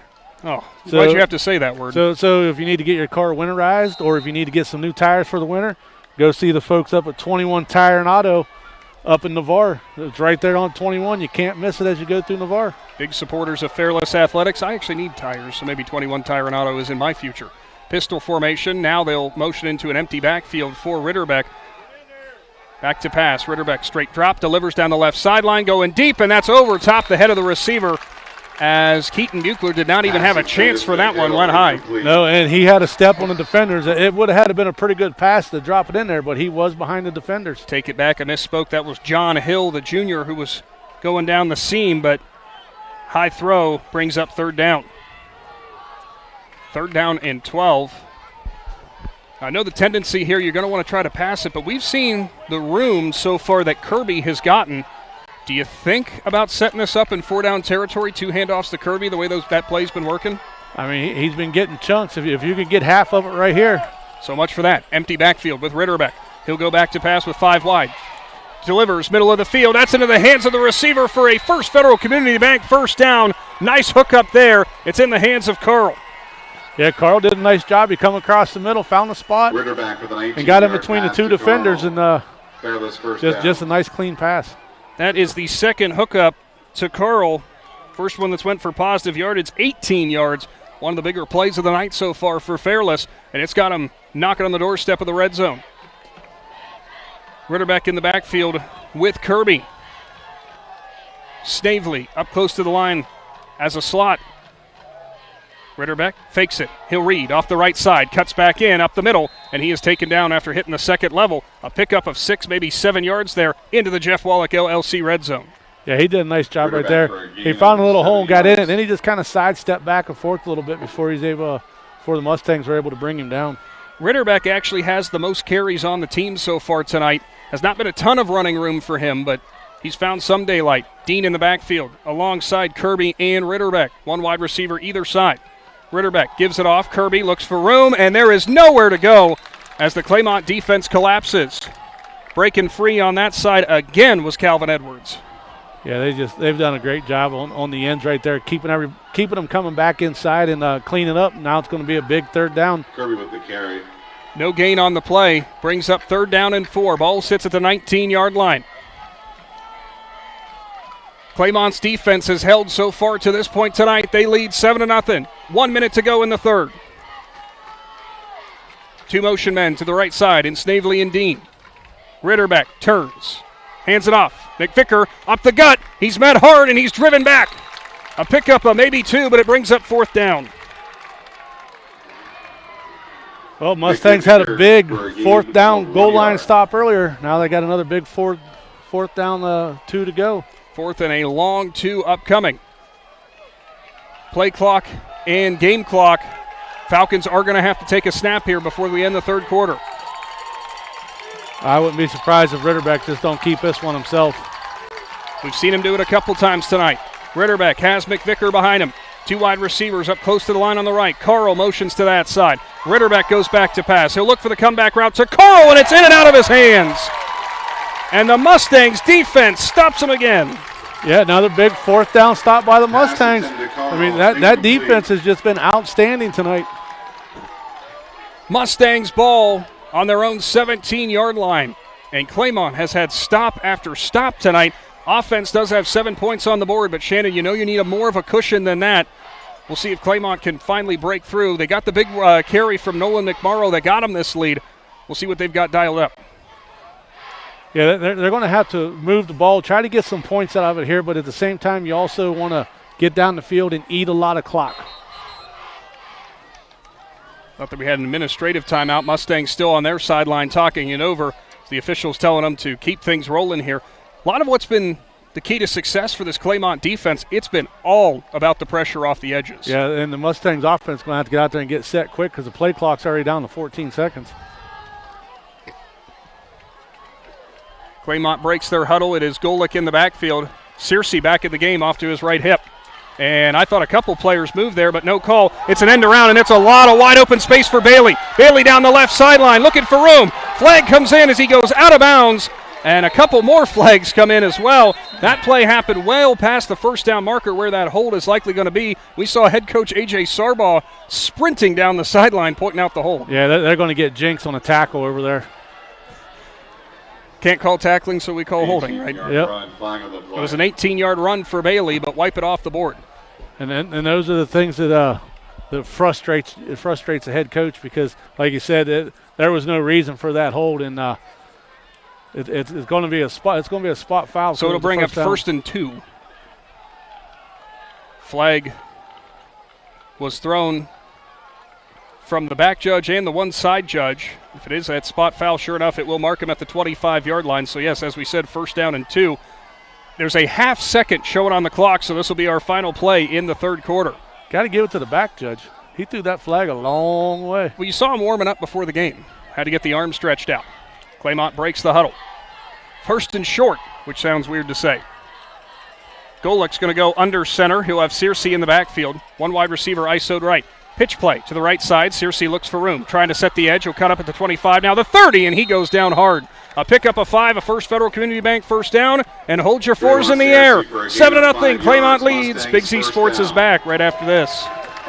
Let the experts at Bear Carpet One in Sugar Creek help you pick out the right window treatment for you. Bear is now carrying Alta Window Fashions. Their cost-effective, made-in-America blinds and shades come in many styles. Honeycomb, roller shades, wood, faux wood, aluminum, and vertical blinds. Even custom shutters in many fabrics and materials. Alta blinds and shades can be automated through a remote, smartphone, or even voice. Come check out Bear's Alta display. Bear Carpet One, just off Route 39 in the Salzburg Plaza in Sugar Creek. Stepping Stone Crafts and More, located on Macaulay Drive in Uricksville, has everything you need to decorate your home or office for any season throughout the year. Stepping Stone is filled wall to wall with handmade crafts, candles, and more. Plus, when the weather gets better, Stepping Stone expands their selection with a variety of outdoor decor. To see all they offer, stop by 1745 Water Street in Uricksville or find Stepping Stone Crafts and More on Facebook. The Fraternal Order of Eagles, Uricksville, Area 2264, is a proud supporter of local school programs and youth programs, and local police and fire departments. The Eagles welcome you to enjoy live entertainment, kids' Christmas parties, kids' Halloween parties, and family picnics. To learn more about the Uricksville Eagles, they invite you to stop by and see how they are truly people helping people. Someone you know is already a member. 332 North Main Street in Uricksville, 740-922-9084. Fullback dive straight up the middle with Braylon Mullen. Not much room there. Maybe a half-yard gain for the big man. Brings up 2nd down and long. Yeah, number 3, Keaton how you say that last name? Keaton Well, Buechler? we keep saying Buechler, and I hope I'm saying it right. He got in there and got him around the ankles before he got to the line of scrimmage, and so Mullen was lucky to fall back to the line of scrimmage. Well, how do you take down a big man? Hit him low. Got to go low. Mustangs ball starting off this fourth quarter. Thanks to all of our presenting sponsors today, as well as our other sponsors who have jumped on. See them all throughout the game, and as we say, support those who support the things that you love. I formation. It'll be Mullen who will be your fullback. Searcy looked like he jumped, and sure enough, he did. He tried to sell it off as just a readjustment, but they're going to move him back 5 yards. Yeah, that's a big penalty now because you're going to be 2nd and 15. It's always that theory that the guy who jumps on the play on offense, unless if it's outside of a lineman, it's the guy who was supposed to get the ball on that play. Yeah, he was excited to go, and he started to stand up just a little too soon. Picture perfect night. Moon out behind us here from Uricksville. Coming up following the game, we'll have your Dumont Sporting Goods postgame show. We got to hand out our McInturf Realty Player of the Game. So far, Kind of a tough one. A lot of players putting their namesake on this ball game. Shotgun formation for Golick. He'll take the snap. He'll hand it off. Misdirection. Searcy sidesteps a tackler. Now cuts back up the middle. And he's got a huge hole. The right side. Stiff arms another man. Tries to spin off of the other defender. And he's all the way up to the 43-yard line of Fairless. Yeah, just an outstanding job right there by Searcy. Once he's seen that hole, he's able to do a couple things and made a little move. And he was hoping just to get the first down and got a lot more. 31 yards, the biggest play outside of McMurrow's scamper tonight that we've seen from the Mustangs. And that's a big First Federal Community Bank first down. And for Searcy, after getting shaken up on defense, I'd say he's doing all right. Another one of the players that Coach Buddy White said he wanted to see big things out of in this game.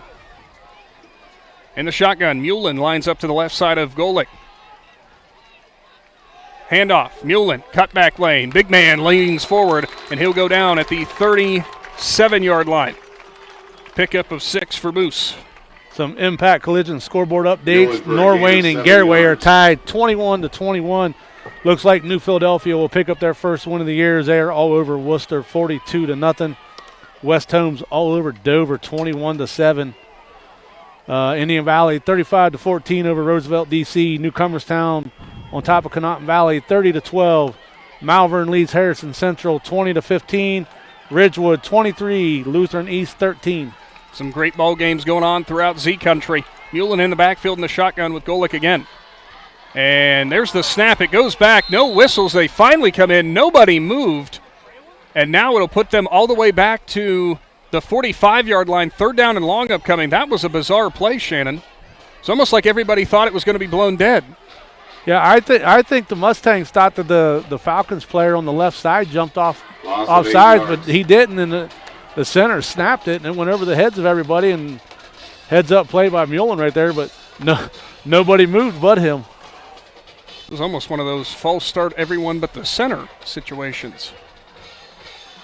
Third down and 12. 9 minutes shown on the clock. Still a lot of ball game to go. Mustangs with that slim 7-0 lead.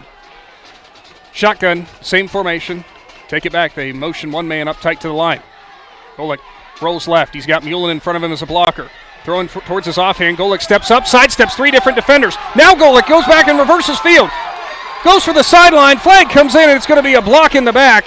So the first down carry and the magic for Golick is coming back as the receiver got in the back of the defensive back.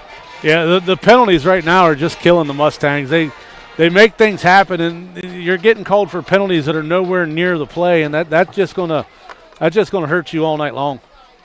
You and I think saw it both at the same time over on that sideline. Not sure who the guilty party was, but Golick looked like he was going to have the edge in the first. However, he might have gotten that extra space for the first down because of that block. Yeah, well, we saw it, and everybody sitting to my right saw it. Whenever you see somebody go flying forward like that, you know it's a block in the back. That pickup will be negated and brings up third down and a long, long way to go. Pretty much put it back just about where it was. I believe it was a spot foul, so it will mark them back to third down and 12 again. Now this is where you look at your senior quarterback and you say, hey, do the exact same thing you just did. He got through 3 different linemen for the Falcons in the backfield. Spacing things out here on the left, but Jinx will now flop sides with Bailey. Actually, it's Matzel. So 3 wide receivers left. Jinx ISO'd right. Shotgun for Golick. Fakes to Mullen. Back to pass. Steps up. Pump fakes. Now he's looking for room. Delivers back towards the sideline. Diving attempt, and Jinx can't hold on to it as it goes in and out of his hands. Fourth down upcoming. Mustang's going to have decision time. Likely going to be a punt. Golick, pass incomplete. Yeah, they'll have to punt after this right there, and little extracurricular over there is Jinx got up and turned around to say something to the Falcons player, and I think he kind of threw a flop, and the officials kind of just told him to get away from each other.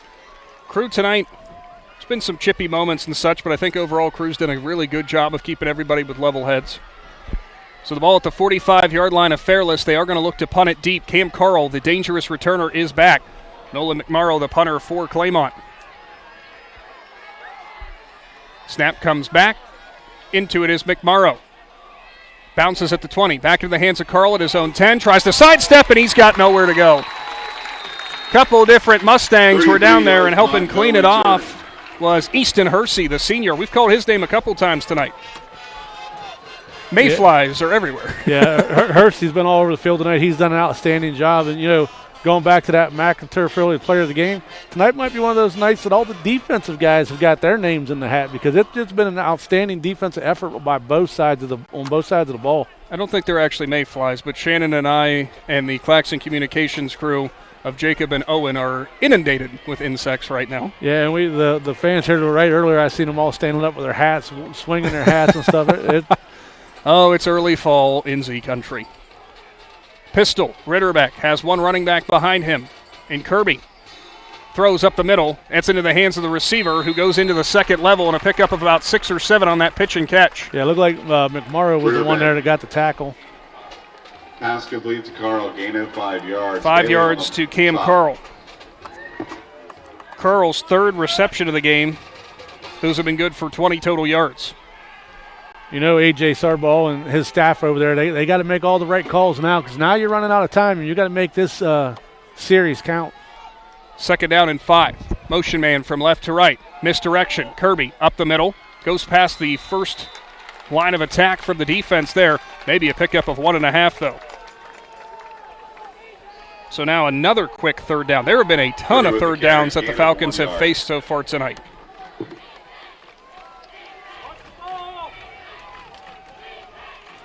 Listed on the scoreboard as 3rd and 3. Mustangs faithful coming alive again. Ritterbeck's going to be by himself in the backfield. 3 wide receivers right, 2 left, all spread out. Ritterbeck throws left side into the hands of the receiver, and that's enough for a 1st down, a First Federal Community Bank 1st down. 5-yard pitch and catch. Easy stuff there to get that first. Hauling it in was Aiden Wise on the 5-yard pickup. Yeah, he just had Wise just go out there, and he just rifled there. He did a nice job catching it. Rolling out here to his right. Delivered towards the sideline, in and out of the hands of Zach Gilkerson. It dropped a little bit low, and he couldn't pull it back off the turf. Incomplete. Yeah, he got it, and he turned around. Just as he got it to turn around, it looked like he was going to make a decent catch right there. McMorrow got in there, and I think it kind of broke it up. Nolan McMorrow on defense. Obviously, he's got the only points on the board in this game, but he's made his name known on the defensive side of the ball as well. 7 minutes showing on the fourth quarter clock. Shannon, we thought this could be a very competitive game. Did you expect it to be this situation, though, in the 4th quarter? Yeah, I expected it all night. Ritterbeck delivers, swing pass. Carl actually kind of on a wheel route. He'll go out of bounds. Maybe a pickup of 3 or 4 brings up 3rd down. That looks like it was Easton Hersey on the coverage over there again. They said it was Kirby on the reception. I thought it was Carl. 4 yards. Because Kirby was slow to come off the field. It was Hersey who made that tackle. Hersey, a senior for the Mustangs. 3rd down and 6. Another 3rd down for the Falcons. Pistol set. McVicker lines up as the running back. 3 wide receivers to the right, spread out. Tighter towards the line, though, than the last time. Back to passes. Ritterbeck delivers it towards the sideline, and the receiver gets pushed out of bounds. A great defensive play. Unable to keep the feet in, as that time it was Mason Bailey. Incomplete. The Falcons player is still down on the sideline over there. And it looks like Coach Sarbaugh and company is going to have to go with the punt. Shannon, you are very deep in your own territory. You got to put faith in your defense in this scenario. If you're the Mustangs right now, you're the coaching staff, you're telling them don't even rush it. Stay away from the punter. You don't want to run into the punter right here. Don't jump either. Potential hard count. 2 returners will go back. Snavely, your punter for the Falcons. It is Bailey and Searcy, the 2 men back deep. Snavely steps into it, and that's a high one that we've lost into the sky. That one's going to drop back by a Fairless defenseman. It'll roll back, and it will go all the way back to the 32-yard line. Claymont ball. Big Z Sports will take a Cush Financial Group timeout. We'll return in 30 seconds. 21 Tire and Auto is conveniently located on the north side of Navarre on State Route 21 and can handle all your vehicle needs. They carry all major tire brands for passenger, light truck, SUV, agricultural, ATV, and trailer tires. Plus, 21 Tire and Auto can handle just about any repair your vehicle is needing and gives you the comfort of massage chairs to sit in while you wait. To see all they can do for you, find 21 Tire and Automotive Service on Facebook. Back to your Hartzler's Quality Housing mobile studio. Mustangs ball. Pretty nice punt from Snavely. Went about 40 yards and pins Claymont back at their own 31-yard line. Do or die time for the Falcons defense. Going to need another big hold. Golick. Actually, take that back. That's McMorrow. Looks for room. Pushes forward. He'll fall forward for about 1 or 2. And we've got 3 flags down on the field. Yeah, and if you're the Mustangs, that's not what you want to see right now is flags coming in. McMorrow, it was officially a gain of 1 yard, but it will likely be coming back. Yeah, it's a hold call. So that would make it 1st down and 20. There's been, we don't normally keep track of penalties, Shannon, but there has been a ton of laundry on the field tonight. Well, I know who's keeping track of penalties right now is Coach Buddy White, and you can tell he is unhappy.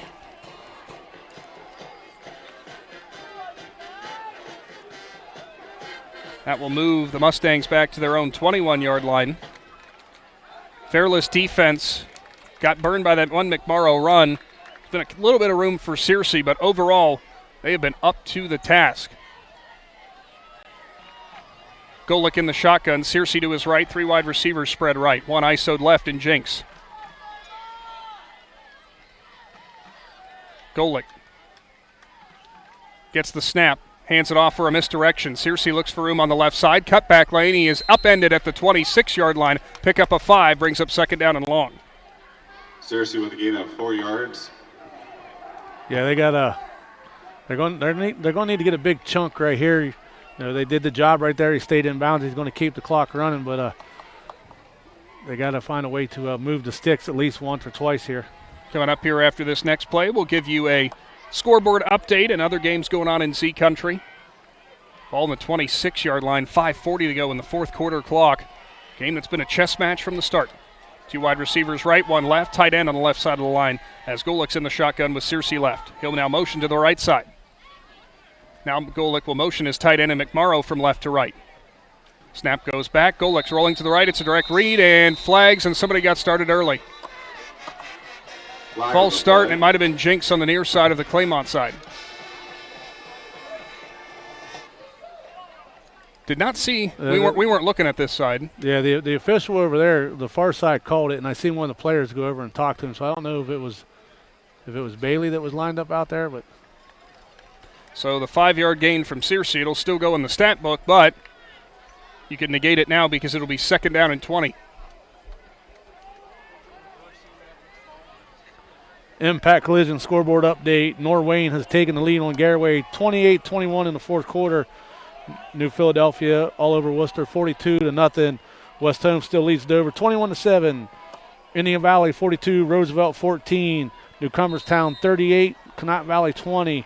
Malvern 34, Harrison Central 15. Ridgewood 23, Lutheran East 13. Single back. Golick's under center. Motions a man from left to right. Pitch play. Searcy looks for room. Bailey tries to set the edge. Jumps over a defender. Still driving, churning the legs forward. A hard-earned 4 yards there. Brings up 3rd down and long.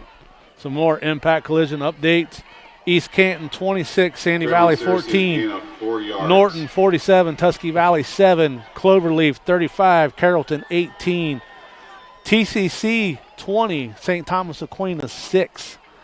Strasburg 41, Latonia 0. Would be a very big win for the TCC Saints. It's been some rough going, but looking right now in control of that ball game. 3rd down and 16, a big play here for the Fairless defense. They need to get the ball back. Golick's in the shotgun, Searcy right. 2 wide receivers left, 2 right as well. Golick, straight drop, looks to step up, pump fakes to the right. Now he looks for room as he's got pressure, looking for the left sideline. He'll find some room, deliver towards the sideline, gets it into the hands of the receiver, and making that grab is McMorrow. He got a nice chunk of yards there on 3rd down, but it still brings up 4th. An 11-yard pickup on the pitch and catch. Punt team on the way out for Claymont. Yeah, it was one of those things where McMorrow got open and got over here, but his momentum was taking him out of bounds, and he couldn't pull the brakes on it. And was working his way back to his quarterback to try to make an open receiver. There's no real question there for Coach Buddy White as we could hear him from up here yelling for the punt team. McMorrow will come out. 2 returners back for Fairless. Carl as well as Bronson Brown. Punt left side, hooking towards the sideline, and it'll go out of bounds. Not a great-looking punt for McMorrow. Sets Fairless up well. Yeah, his worst punt of the night come at the wrong time. That will put Fairless all the way up to about their 42-yard line. So good starting field position. 4 minutes to go here in the fourth. Shannon, for the Falcons, they have not been able to string a drive together all the way into the end zone this time. This would be your prime time to do it. Yeah, you're going to have to try to get down the field and get it in the end zone. But then what do? Do you go for 2? Do you go for 1? Well, you know what the old adage is if you're at home or you're away, that depends on how you make your decision. Ritterbeck's in the shotgun. He's got Kirby to his left. 3 wide receivers left, tight end on that side of the line. Ritterbeck, straight read, roll to the left. He'll deliver towards the sideline, and that is grabbed and knocked out of bounds as the Fairless receiver, a pickup of 8. Yeah, nice job getting over there on the sideline. That was a long throw from Ritterbeck, and he was able to get it out there. Gilkerson's third reception as they are close to another first down. 3:54 on the clock. See how the Fairless offense, if they want to operate that way, keep working the sidelines. Impact Collision scoreboard update. New Philadelphia game has gone final. They win 42-7 to pick up their first win of the year over Worcester. Quakers with a big win at home. Ritterbeck from the pistol turns and gives it off. Kirby behind his blockers is forward, and he will get a 2, maybe 3-yard pickup. It's enough to move the chains in a First Federal Community Bank first down. Simple play design there, just enough to move the sticks, and that's what you want if you're Coach Sarbaugh and company. Now Fairless goes quickly. Ritterbeck in the shotgun. Rolls to the right, delivers towards the sideline. That's to his receiver. Spin move along the sideline, back in, and he is hit from the side at the 29. Great grab by Gilkerson. Yeah, I think the Claymont defensive backs right there thought he was just going to step out of bounds, and he did a little spin move on him right there. Got a few more yards out of it. 16-yard pickup for Gilkerson. He's getting more involved in the offense. His 4th reception. All of his receptions tonight, Shannon, have been rather nice chunk plays, 13, 13, 8, and 16. Gilkerson, another one of the seniors on this Falcons squad. Empty backfield as it's a shotgun. Snavely up close to the line will motion as a tight end off the left side. Motion man, it's Carl. They'll hand it off. Jet sweep, left side. Carl looks for room. Tries to cut back in. Absolutely nowhere to go as Claymont swallows him up at the line. Looks like Calvin Edwards right there. Again. The sophomore is having an outstanding game for the Mustangs. 2nd down and 20, under 3 minutes to go. You feel the intensity level picking up a little bit, play by play, as the clock continues to wind down. Falcons break the huddle. Pistol again. Kirby behind Ritterbeck. Snavely motions from left to right. Fake to Kirby. Rolls to the right side. Gives it to Snavely. Big man looking for some room, and he is submarined at about the 18-yard line. Very close to a first down. And it is enough. A First Federal Community Bank first down. First reception for Snavely. Clock's running down to 2:20. 2:20 on the clock. Crunch time as they enter the Jeff Wallach LLC red zone. Ritterbeck getting the offense set. Pistol again with Kirby behind him. 2 left, 2 right. Carl motions from right to left. He'll nestle in the slot closest to the line. Ritterbeck back to pass. Delivers, and it's knocked down by the Claymont defensive line. Getting up and spiking it back was Moose, Braylon Mullen. By Braylon Mullen. That's about the 3rd pass we've seen from the Claymont defensive line spike back, and sometimes some defensive linemen in high school struggle with that a bit, but the Mustangs have it timed up tonight. Yeah, they're doing an outstanding job, and you can tell they're conditioned pretty good right now for linemen. They're still bringing the heat. 2nd down and 10, ball at the 18. Ritterbeck fakes the pitch left. He'll look to the right side now, delivers to the middle of the field, has 2 receivers wide open, and into the end zone is Snavely from 18 yards out, and the Falcons are an extra point away from tying it up. Yeah, complete busted coverage by the Mustangs as 2 Fairless Falcon guys were wide open in the end zone, and one Mustang tried to get there to make a play, but those 2 guys were just they could have held a conversation back there. They were so wide open. They almost could have told each other, do you have it or do I have it? Snavely takes it in from 18 yards out. Ritterbeck was Johnny on the spot. Extra point upcoming, and it looks like we might have a timeout here. We do. It's a Cush Financial Group timeout. Big Z Sports will return right after this. Hi, this is Zarek with Dover Philly Heating and Cooling. How healthy is the air you breathe? When air quality outside is bad, you can breathe easy inside your home with air purifiers, high-quality air filtration, and other fine products from Dover Philly Heating and Cooling. We are your local trained comfort specialist in downtown Dover, providing 24-hour emergency service since 1981. For all your home comfort needs, call us at 330-343-5511. We look forward to hearing from you. Thank you. Extra point attempt upcoming for the Fairless Falcons, who are back within 1 point as Mikey Ritterbeck hits his big tight end and Peter Snavely from 18 yards out. Timeout was called by Claymont, Coach Buddy White. Shannon does not want to get caught off guard with anything here with this extra point attempt upcoming, or potentially, if Fairless considers going for two. I don't think they would.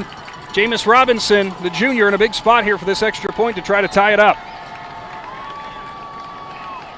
Snap comes back a little low. Robinson's into it, and it's not going to be no good. Robinson couldn't get the height under it, and there was an edge rusher coming in who affected the kick. I believe it was Searcy. Yeah, Searcy's the one that got in there, and I think it threw the timing off. Huge special team stand right there for the Mustangs. Searcy's another man who's had his name all over this game. Searcy actually got through the line so fast he fell down. Fell down and kind of rolled, and Robinson just couldn't get enough height underneath it. 7-6 with this Cush Financial Group, this Cartoons of New Philadelphia kickoff upcoming. Well, you know what it's going to be, so the Mustangs are going to need another big play right here. Falcons only have 2 timeouts left. Will likely look to try to get this ball back right here. Yeah, they're going to have to bring the hands team in if you're the Mustangs and recover this onside kick. We promised you a gritty showdown against 2 teams. We saw Fairless in their opening 2 contests had some very impressive wins, but they were coming in against an IVC opponent.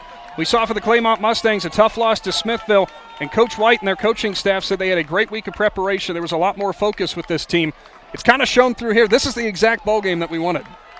Yeah, everybody asks coming in here, what do you think is going to happen? One of 2 teams. Either they're both going to show up and we're going to have a great ball game, or only one team's going to show up and we're going to have a blowout. Well, guess what? They both showed up. We found a ball game. So it will be Robinson who's doing the kickoff duties, and we expect this one to not get very far down the field. We expect it to be an onside. Returners now being waved up for Claymont. They have their up men up close to the line, but obviously the 2 deep men they're going to try to pull up as well. Obviously, Shannon, they did that because you'd almost wonder if he just tried to pop it over the first 2 lines of defense and have a gunner get down there. So Robinson has it teed up. It's your Cartoons of New Philadelphia kickoff. Could decide your ball game. Robinson spins it, goes back, and it's going to go out of bounds, and that's going to be Claymont ball. And the Mustangs will look to ice this one away. Yeah. Had the right spin on it for sure, but the Fairless, the gunner who was out there in Carl, couldn't put his hands on it. It hadn't gone 10 yards yet. Took a big skip and went out on the sideline. Yeah, when it took that big skip, it was still only at about 8 or 9 yards. And once it took that big skip, it kind of went high, and then the other gunner couldn't get out there to it. Mustangs will look to try to ice this away. Game's still far from over. Fairless going to need a big stop. They've got 2 timeouts left, only 1:49 on the showing on the clock. I guess the question would be what they're talking about out there, and the officials would be the spot of the ball, but it should be just where it went out of bounds, I would imagine. Yeah, it's right there where it went out of bounds. They're kind of moving the sticks again here. I guess it would be a 5-yard penalty from that. Oh, yeah, you're right. I forgot how that worked. So the ball will be in plus territory for the Mustangs, the 45. Don't expect him to air it out here, just looking to hold on to the ball and choose the clock. Well, looking like it's going to be a direct snap to Moose. Shotgun, Golick has Searcy left, Mullen right. Snap comes back. Searcy off the right side, pushes forward, and he'll lunge for maybe just a yard. Yeah, you got to keep your hand on the ball, and there's going to be a timeout. Timeout brought to you by the Cush Financial Group. We'll take it with them. Big Z Sports will return after this. The Tuscarawas County dairy farmers want you to know that low-fat chocolate milk is a great choice for student athletes and hard workers. It provides the nutrition needed after practices, games, or a hard day at work, and it tastes great. Low-fat chocolate milk is packed with carbohydrates for energy, proteins to repair muscles, fluids to rehydrate, plus vitamins and minerals to help build strong bones and bodies. It's the official beverage of the Ohio High School Athletic Association. Tuscarawas County Dairy Farmers. Farms, family, food. Find your path to success at Buckeye Career Center. Buckeye students earned over 3,000 industry-recognized credentials this past school year, and over 130 students participated in our School to Work program or an internship at a local business. Let us help you get a jump start on your future in a career of landscaping and turf management, pharmacy technician, HVACR, CAD development and design, or any of our over 30 programs. Enroll today for next school year by visiting BuckeyeCareerCenter.org. McMorrow goes up the gut with a gain of 6 yards on second down. Second timeout used by Fairless. The last time they can stop the clock. Nice pickup for McMorrow. Good patience. Held on to the ball. And the Mustangs, if they can convert this third down, will be celebrating their second win of the season. Yeah, this is big third down right here. And you know, really you're probably in 4-down territory for Buddy Waite right here. You're going to, if you can get half of it, then the clock's going to run. And then if you take a gamble, go for it on 4th down and 4th and short, and then be able to ice it off. Fairless defense, you would imagine, obviously going to want to send the house here to try to limit anything up the middle, but you don't want to get too cute if you're the Mustangs, but do you think about trying to find an edge, try to spread it out wide to avoid what is likely going to be 8 in the box? You could, but I'm going to guess that McMorrow is going to come in at quarterback. And he is trotting onto the field. And he's just going to keep it.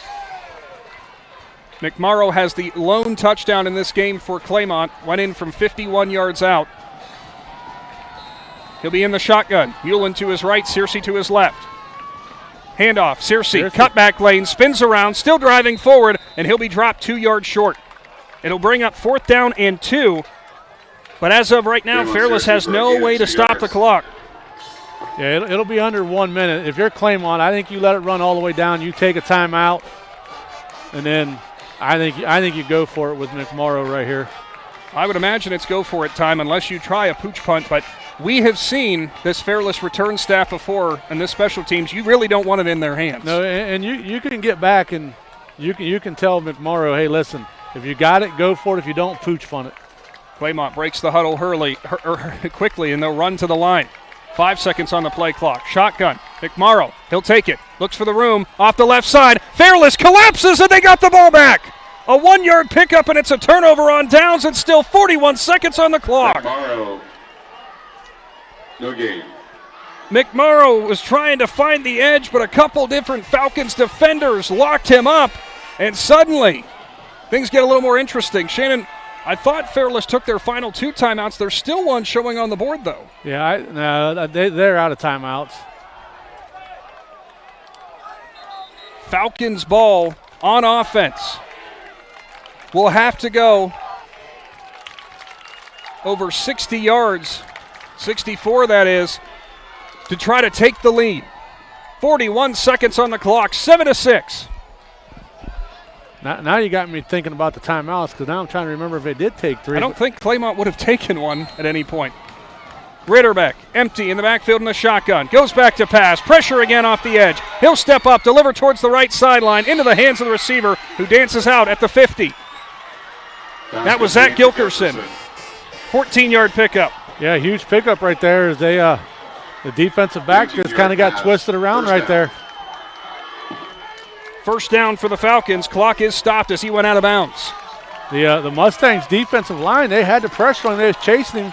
Like I said, the receiver came back and the defensive back didn't come back with him. Empty set again. 3 wide receivers spread left, 2 right. Ritterbeck gets his line in order. He'll go back to pass. Looks left. Now goes middle. Delivered, and it bounces into Carl. Incomplete. 28.5 seconds on the clock. Second down and 10 upcoming. I mean, you kind of want the completion, but it's not a bad incompletion because the clock stops. Well, it would have been close to a first down. Clock would have stopped to move the sticks, but then started again immediately. So I don't think anything to the middle of the field is what you're looking for if you're the Falcons. 3 wide receivers left. Snavely's going to line up in between Carl and Gilkerson. They'll have a running back in the backfield and Kirby beside Ritterbeck. He'll roll to that side left. Edge pressure coming in from Arnold. It's tipped at the line, and it's Edwards. Edwards got through 2 defenders, or 2 blockers right there, got in and got his hand up and knocked it out of his hand.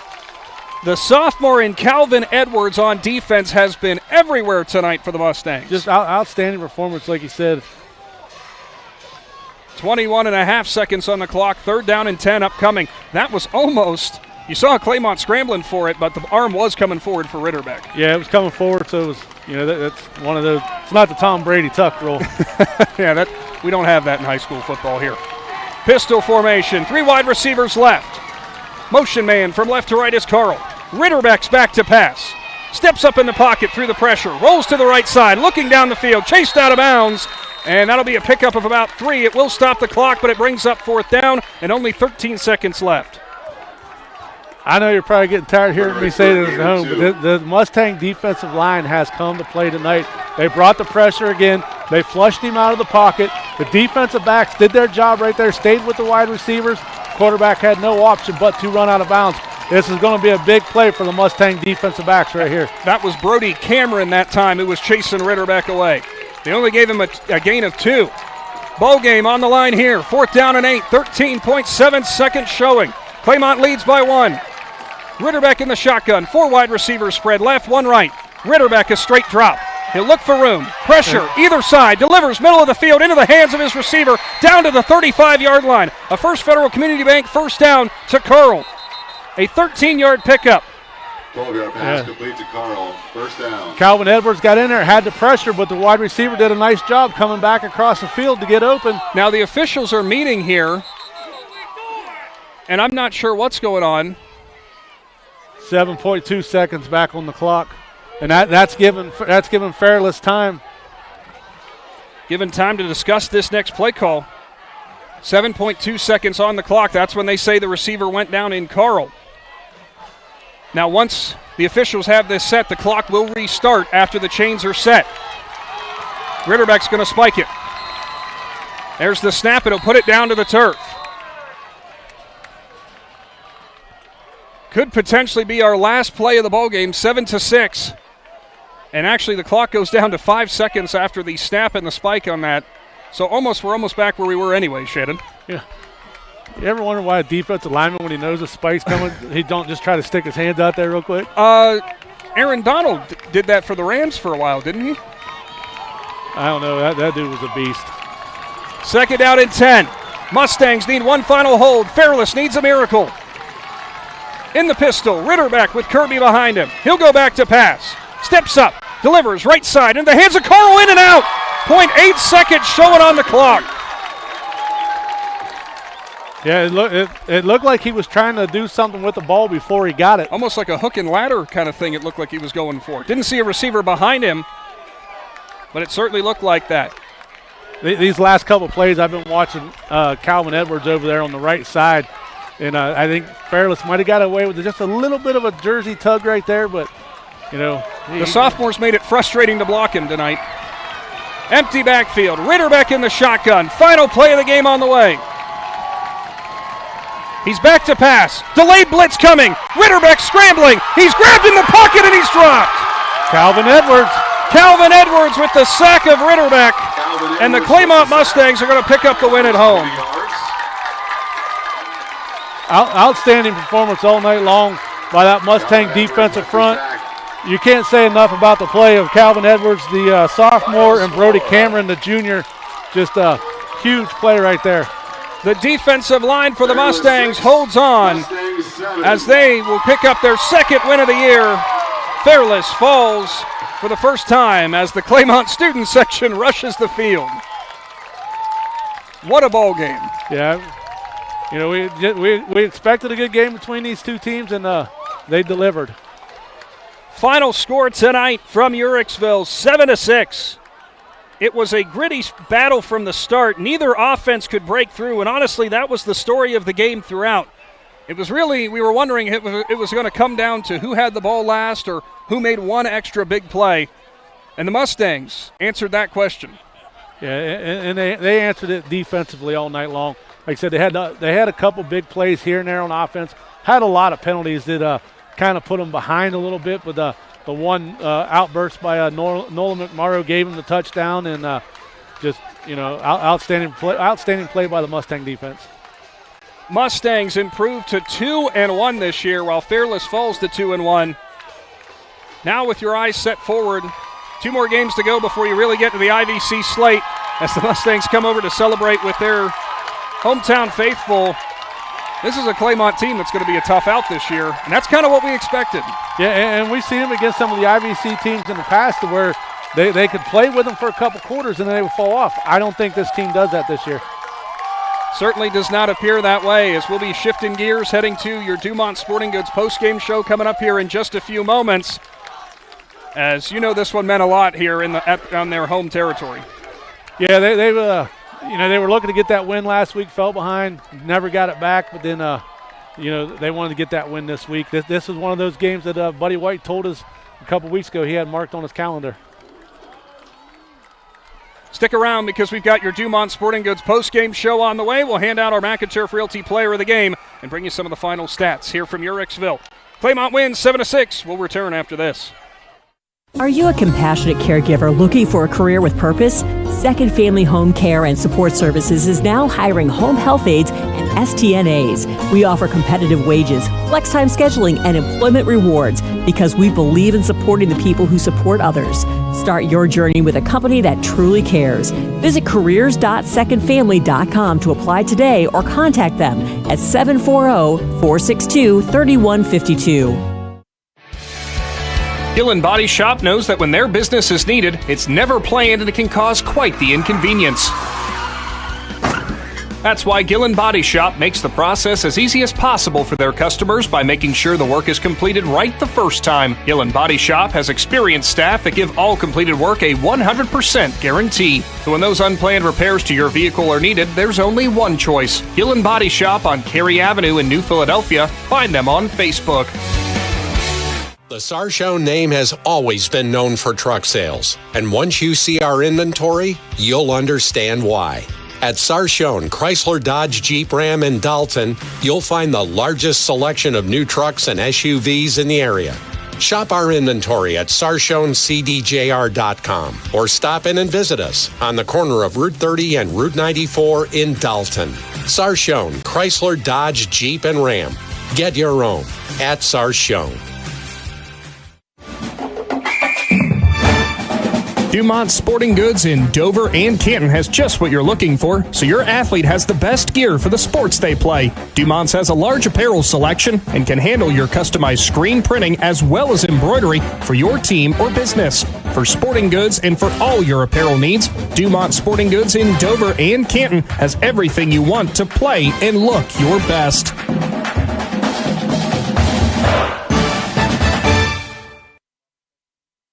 You know what's better than a limited time deal? An unlimited time deal. That's why the Wendy's $5 Biggie Bag with a Junior Bacon Cheeseburger, 4-piece nugs, Junior Hot and Crispy Fries, and small soft drink is available all the time. Because the best time for fresh, never frozen beef and Applewood smoked bacon is all the time. Duh. I feel like I'm repeating myself a lot. For the best deal of all time, gotta be Wendy's. Unlimited time does not mean forever. U.S. price and participation may vary. Prices may be higher in Alaska, Hawaii, and California and via third-party delivery. Fresh beef available in the contiguous U.S., Alaska, and Canada. We invite you to discover Keim Home Center in Charm, Ohio. Keim is your destination for all things home, building, and woodworking. From renovation and building projects to custom millwork needs, our team of experts work with both homeowners and professionals to bring your vision to life. Visit Keim Home Center in Charm or online at keimhome.com. Keim, built on trust since 1911. This is Brian Williams, commercial lender with the First National Bank of Denison. The day you decided to open your business, you planted the seed. As your roots become stronger, the First National Bank of Denison is here to help your business grow. Strong businesses make strong communities, and because we live, work, and raise our families here, your business benefits us all. Whether you need more space, equipment, or inventory, come see us today for your next business loan. We are a local bank with local decision makers, and your success is our greatest reward. At the First National Bank of Denison, we have our roots where others have their branches. Equal housing lender, member FDIC. Every day begins with purpose. Every job begins with precision. At Right Mark Roofing, we don't just install roofs. We build trust and forge relationships. We understand that your roof is more than just materials. It's protection. It's peace of mind. That's why we use high-quality products and expert craftsmanship. With a sharp focus, our team is always ready to hit the mark. Call Right Mark Roofing. Let's build a future that stands strong. This is RJ Jacobs from DAC Vitamins and Minerals. Did you know that DAC Vitamins and Minerals has more than 40 proven equine supplements that include daily multivitamins, joint, digestion, reproduction and fertility, calming, and many other specialty products? DAC also carries a complete line of livestock products called DAC Show Contender. Feed DAC Vitamins and Minerals to get the competitive edge in the show pen. We've been feeding champions since 1983. Hi, I'm Zach Motice with the Tuscarawas Insurance Agency. For all your auto, home, farm, and business insurance needs, contact our team at the Tuscarawas Insurance Agency or stop in and see us at one of our 3 locations in downtown New Philadelphia, Sugar Creek, or in Strasburg, providing excellent service to the Tuscarawas Valley since 1885. Everyone here at the Tuscarawas Insurance Agency would like to wish all area athletes good luck this season.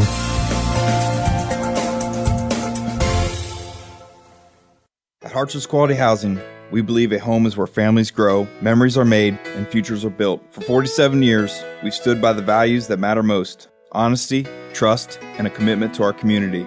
Our goal is to provide affordable, reliable housing solutions. We don't just build homes, we invest in the future by supporting local student athletes and the schools that shape tomorrow's leaders. Whether it's on the field or in the classroom, we're proud to stand with our youth and the families who cheer them on. Harts's Quality Housing, built on trust, committed to community.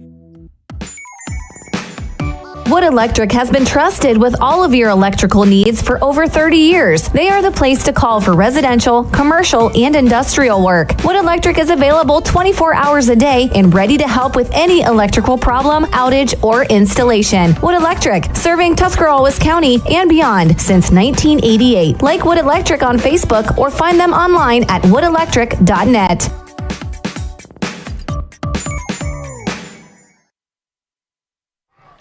Welcome back to your Dumont Sporting Goods post-game show as we'll be set to wrap things up here in just a little while. Looking through the final stat line, Shannon, it was 240 yards total for the Claymont Mustangs. Drayvon Searcy with over 100 yards on the ground. What was making me chuckle, Nolan McMorrow, outside of the 51-yard scamper on the ground for him, not a whole lot, but still that 51 yards helps him total 6 carries for 65 yards and that score. Overall, Carson Golick in the passing game, only about 60 yards through the air, but you know what? Defense was the name of the game tonight. That's all you needed.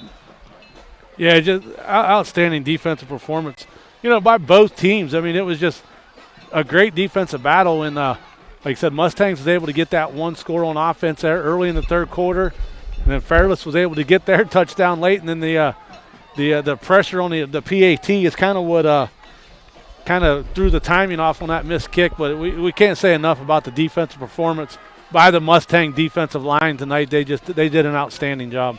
They certainly did. For the Fairless Falcons, who suffer their first defeat of the year, kind of a rough game for Mikey Ritterbeck at quarterback. He threw the interception and had a hard time kind of getting a repertoire with his receivers, but a lot of that had to do with the pressure that he was facing from the defensive line and how the secondary was working, too, for Claymont. They were collapsing early and often throughout this ball game. Jack Kirby, some nice carries out of the backfield, but overall never really was able to break one. You see some chunk receptions out there for these Falcons with Cam Carl with an 18-yarder, Snavely with that 18-yard touchdown reception for the lone touchdown for Fairless. So there were some positives, but overall just too many mistakes, too many missed opportunities.